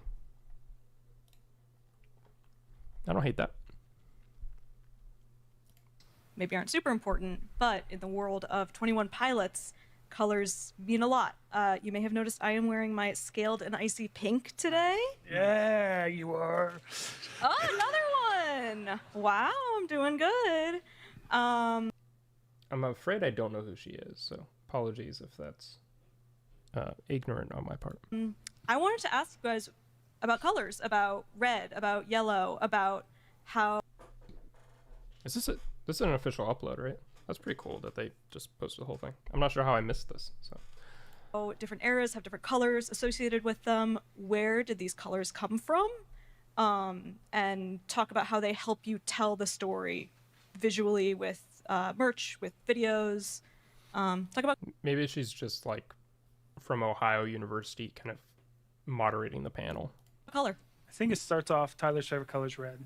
That's it. Blurry face starts there. That's all. And then when Mark did the logo for the Vessel era, the blue was an exact inverse of the red. And of course, the red is slightly orange. It's Pantone 179. And the inverse of that is the light blue, which is Pantone 630. And those two are inverses. So if you just hit invert on Photoshop or your phone or whatever, you'll see that the correct red inverses to the correct blue, those Vessel red and blue colors. So we started with red. Okay, so given the context of what we're just looking at and all this kind of stuff, the clickbait podcast, nice. It seems to be like there's this idea that the red and blue are a duality because of that inversion, and so like Vessel shows them clearly as that, given that the Vessel colors are the red and blue, sort of playing against each other. And I think red was a color of a villain. It was a, we had to, Tyler says he wanted to give his insecurities a seat at the table and give his insecurities a name. So that was where, at Old Bag of Nails in Westerville, Ohio, Tyler talked about, Old Bag of Nails, fried pickles. Tyler introduced us to the character of Blurry Face, which is so amazing every time Tyler gives an idea, because it's like, okay, this is the first time you've ever heard the name Blurry Face. Yeah, that's crazy. Gotta be crazy to think about. Surreal to remember as well. Okay, so this is kind of interesting because, like, I certainly think of the sort of the warring, competing colors in the Trench saga, the Trench story, being the red and the yellow. Right, we've got the red at the bishops and the bandito yellow. We don't really see blue as a prominent theme until we get to Skilled and Icy, which ironically is the Propaganda album. Now I may be missing something else here, right? But I may be misremembering something, I suppose I should say. But if the prominent idea or the implication behind this is supposed to be that red's the color of the enemy and blue's the color of the good guy, as it were, why do we not see blue as a color throughout the story? So okay, then it's like, all right, well, blue's the color of the next album that we're gonna see. Maybe, yeah.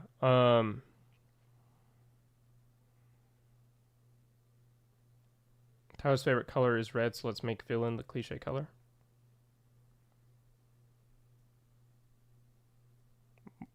I'm not sure what you mean.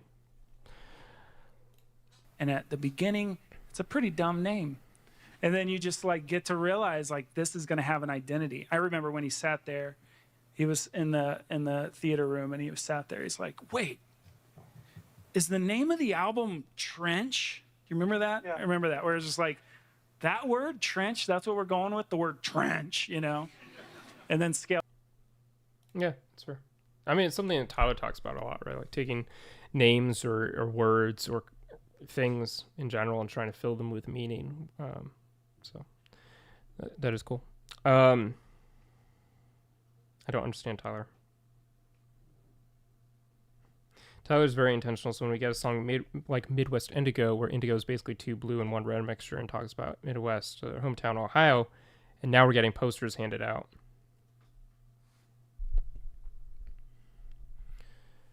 Yeah, I mean, this is, like, I wasn't aware of this aspect of the blue and red being that, like, the blue being the inversion of the red. And that could explain why Blurryface tweets out blue is the color of defeat, right? I think maybe it's something where it's like, and look, we do have the blue back there in the MTV Unplugged vinyl,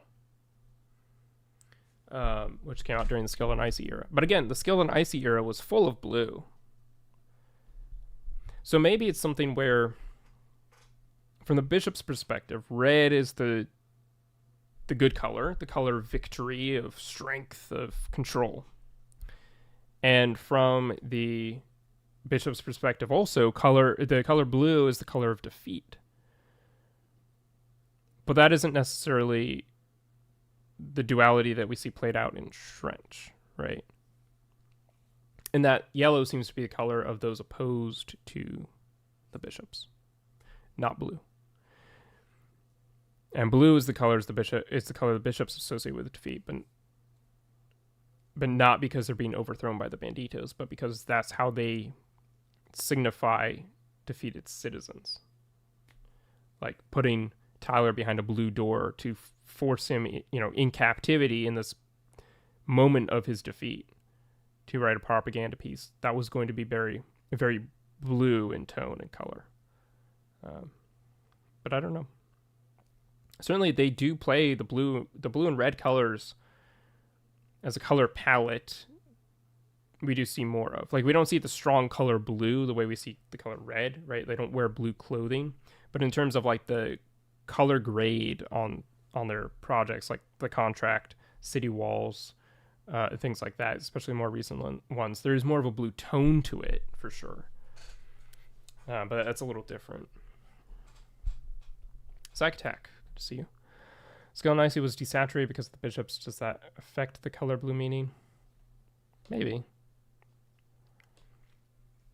Yellow makes you invisible from evil.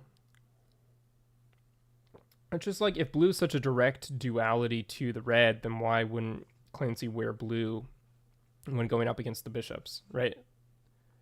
Like, I understand why he doesn't wear yellow, because the yellow is how he hides, and he's no longer hiding, he's going to face them directly. But then why not wear blue if that's what's in direct opposition to the red of the bishops? So. Nicey was based off acronyms and mixing up letters. Clancy is dead. All of those things. So there's been these big moments. I think I'm going on a tangent, but there's been these moments working with. At the beginning of the music video, you hear the city walls noise, like the beginning of the end. Just like Tyler's Clancy with city walls, and you also see a dema tower behind that man. Isn't Blurryface still part of Clancy? Yeah, but that's not why he wears the red. I don't think. He's not. I mean, maybe, right? Maybe he's just wearing the red because it's an indication he's going to become a bishop, right? He's succumbing to that. But I don't know, right? Yeah.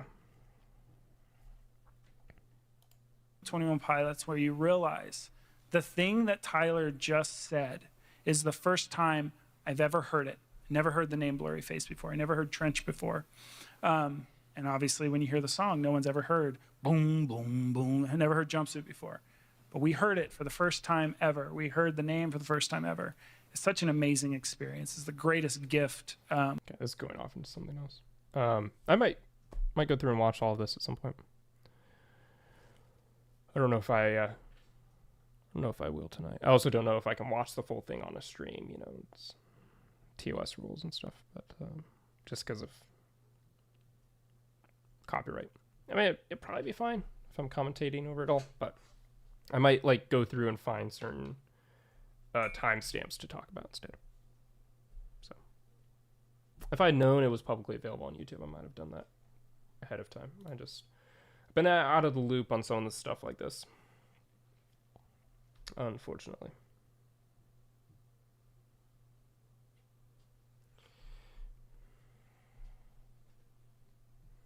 Could it have a political connection like with red and blue states, but rather than places, states of mind? I mean, maybe. I don't think so. I don't think it's linked to politics. But someone pointed out that after they wore blue suits, Blairface tweeted that, and then no more blue was worn after that. True. I want to believe that when Tyler breaks the cycle, he wore blue and left the red jacket behind. Maybe. Anyway, this was interesting. This was an interesting rabbit hole to go down. If you guys would be interested in doing more of these kind of chill streams, I can use this video as a base for one of them, maybe. Where it's like a little less prepared, not necessarily doing quite as much. I still won't be able to do them as frequently as I was before. Again, just for the sake of having room in my schedule to do some of these other projects. But I might be able to do them a bit more frequently than I thought if we do something more like this. Indigo represents intuition, deep wisdom, spiritual insight, and mystical connection, bridging the gap between the conscious and subconscious. Stuck on the indigo purple dive. No, that's interesting. Again, you know, Midwest indigo is a color that we see brought up. It's a fair point.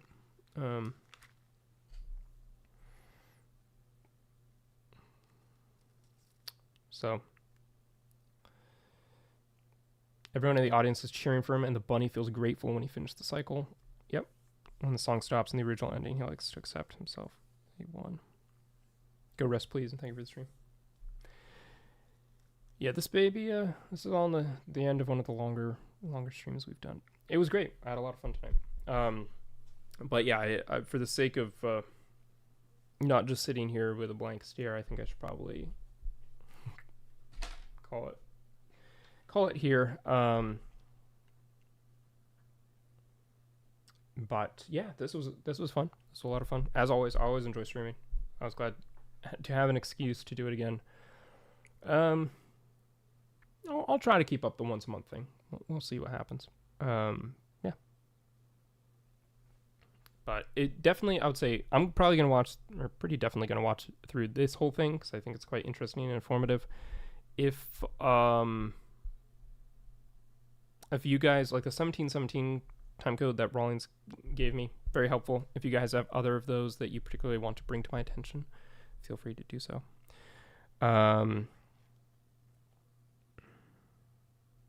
Just joined over talking about Anna's videos. We were, or just one of them. But yeah, we're about to end stream right when you got here, unfortunately. I was pretty critical of the video, or I was pretty critical of the theory. I thought it was a good video. Liked the deep dive. I do like your theory, Rager. Yeah, it's good. Thanks for all.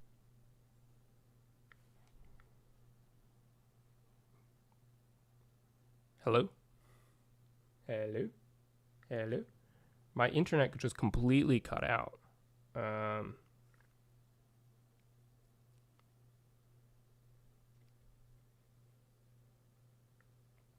Yeah, the stream, I've never had that happen before. No, I didn't. I did not end it. It tried to end it for me. I'm about to end it, so it was like good timing, I guess. But yeah, I don't know. My computer just disconnected from the internet for some reason. But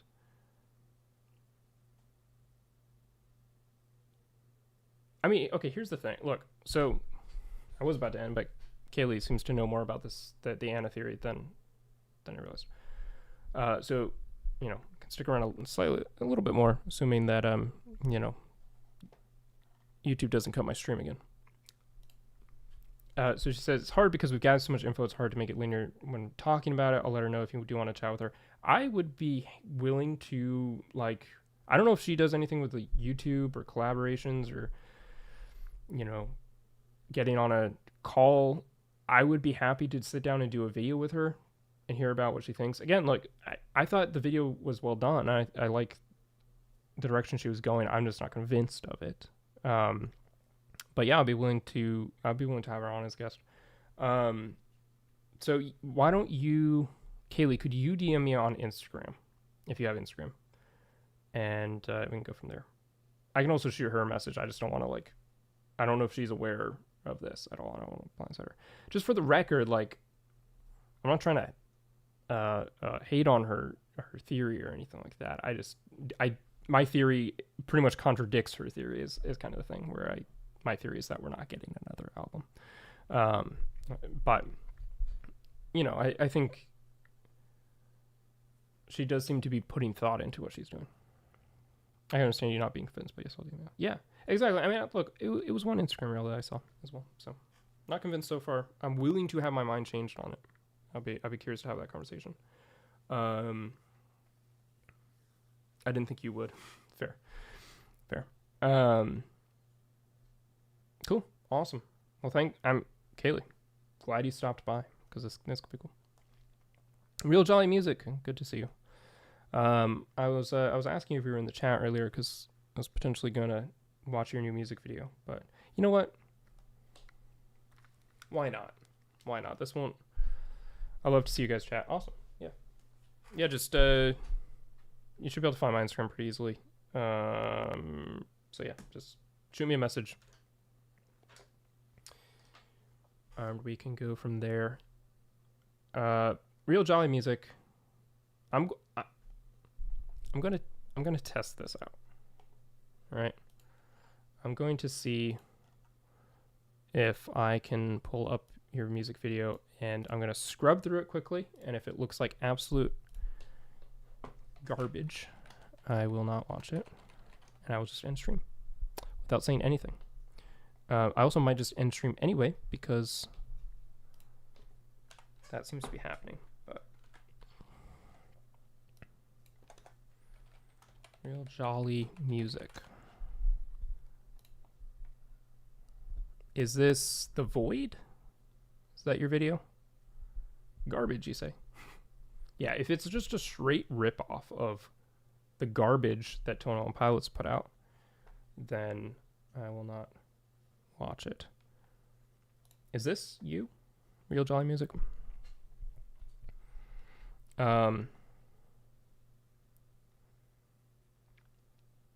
Not you singing. Oh, okay, that's fine. That's okay. I don't mind. All right, let's take a look at this. Okay. Hopefully there's nothing like TOS with this.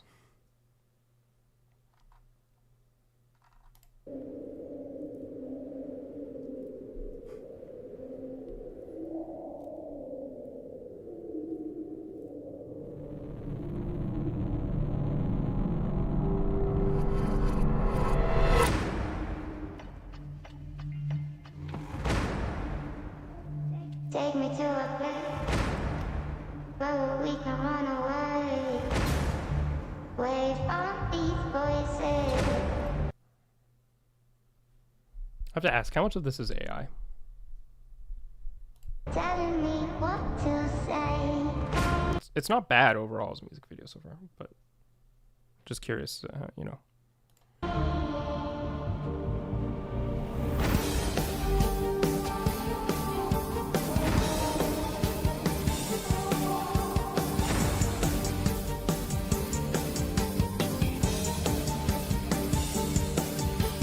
Like 2%. Okay.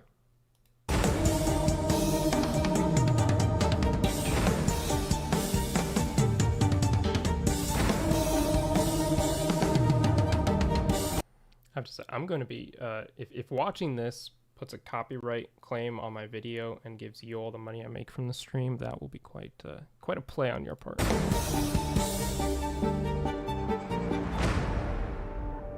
Oh dear, that doesn't look good.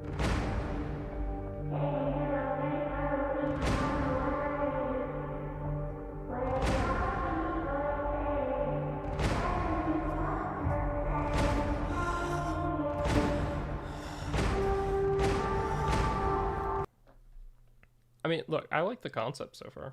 I think some of it, is a little too much shaky cam, but this is. I'll be fully transparent. This is better than I thought it was going to be. Let me put it that way. Is this like? It seems very short for a music video. Are you like teasing? I know that you're not teasing another music video for The Void. This is the music video for The Void, but is The Void like an opening track and an album or something like that? Seems like the start of something. But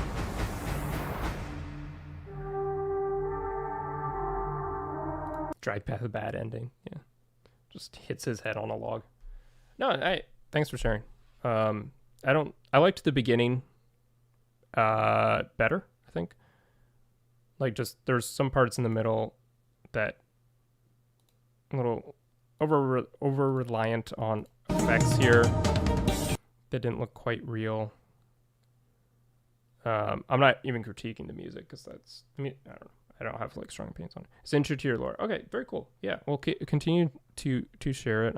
I might not always actually pull it up on stream, but I'd be curious to see what you do with your lore. So nice. Thanks for sharing. All right. Well, that will probably do it for tonight. On that note, thank you all for sticking around for 3.5 hours, just about. And yeah, 6 p.m. Thursday, Eastern Standard Time. The interview with Roland Bingaman, the creator of the music behind Ned's Cozy Fireplace, the I'm Torch Bearer video, and the score for More Than We Ever Imagined. That interview will premiere live, 6 p.m. Eastern Standard Time, Thursday, May 14th. So I might put a teaser out about it. I'm going to promote it some more. But yeah, be there if you can. I look forward to seeing you there. Everything you said about The Dark Knight Rises is true. Thank you. I'm inclined to agree. So. All right. This was a lot of fun. Always good to stream. Glad to be back. Hope to see you maybe in a month on a live stream. And otherwise, I will see you on Thursday. 6 p.m. Be there.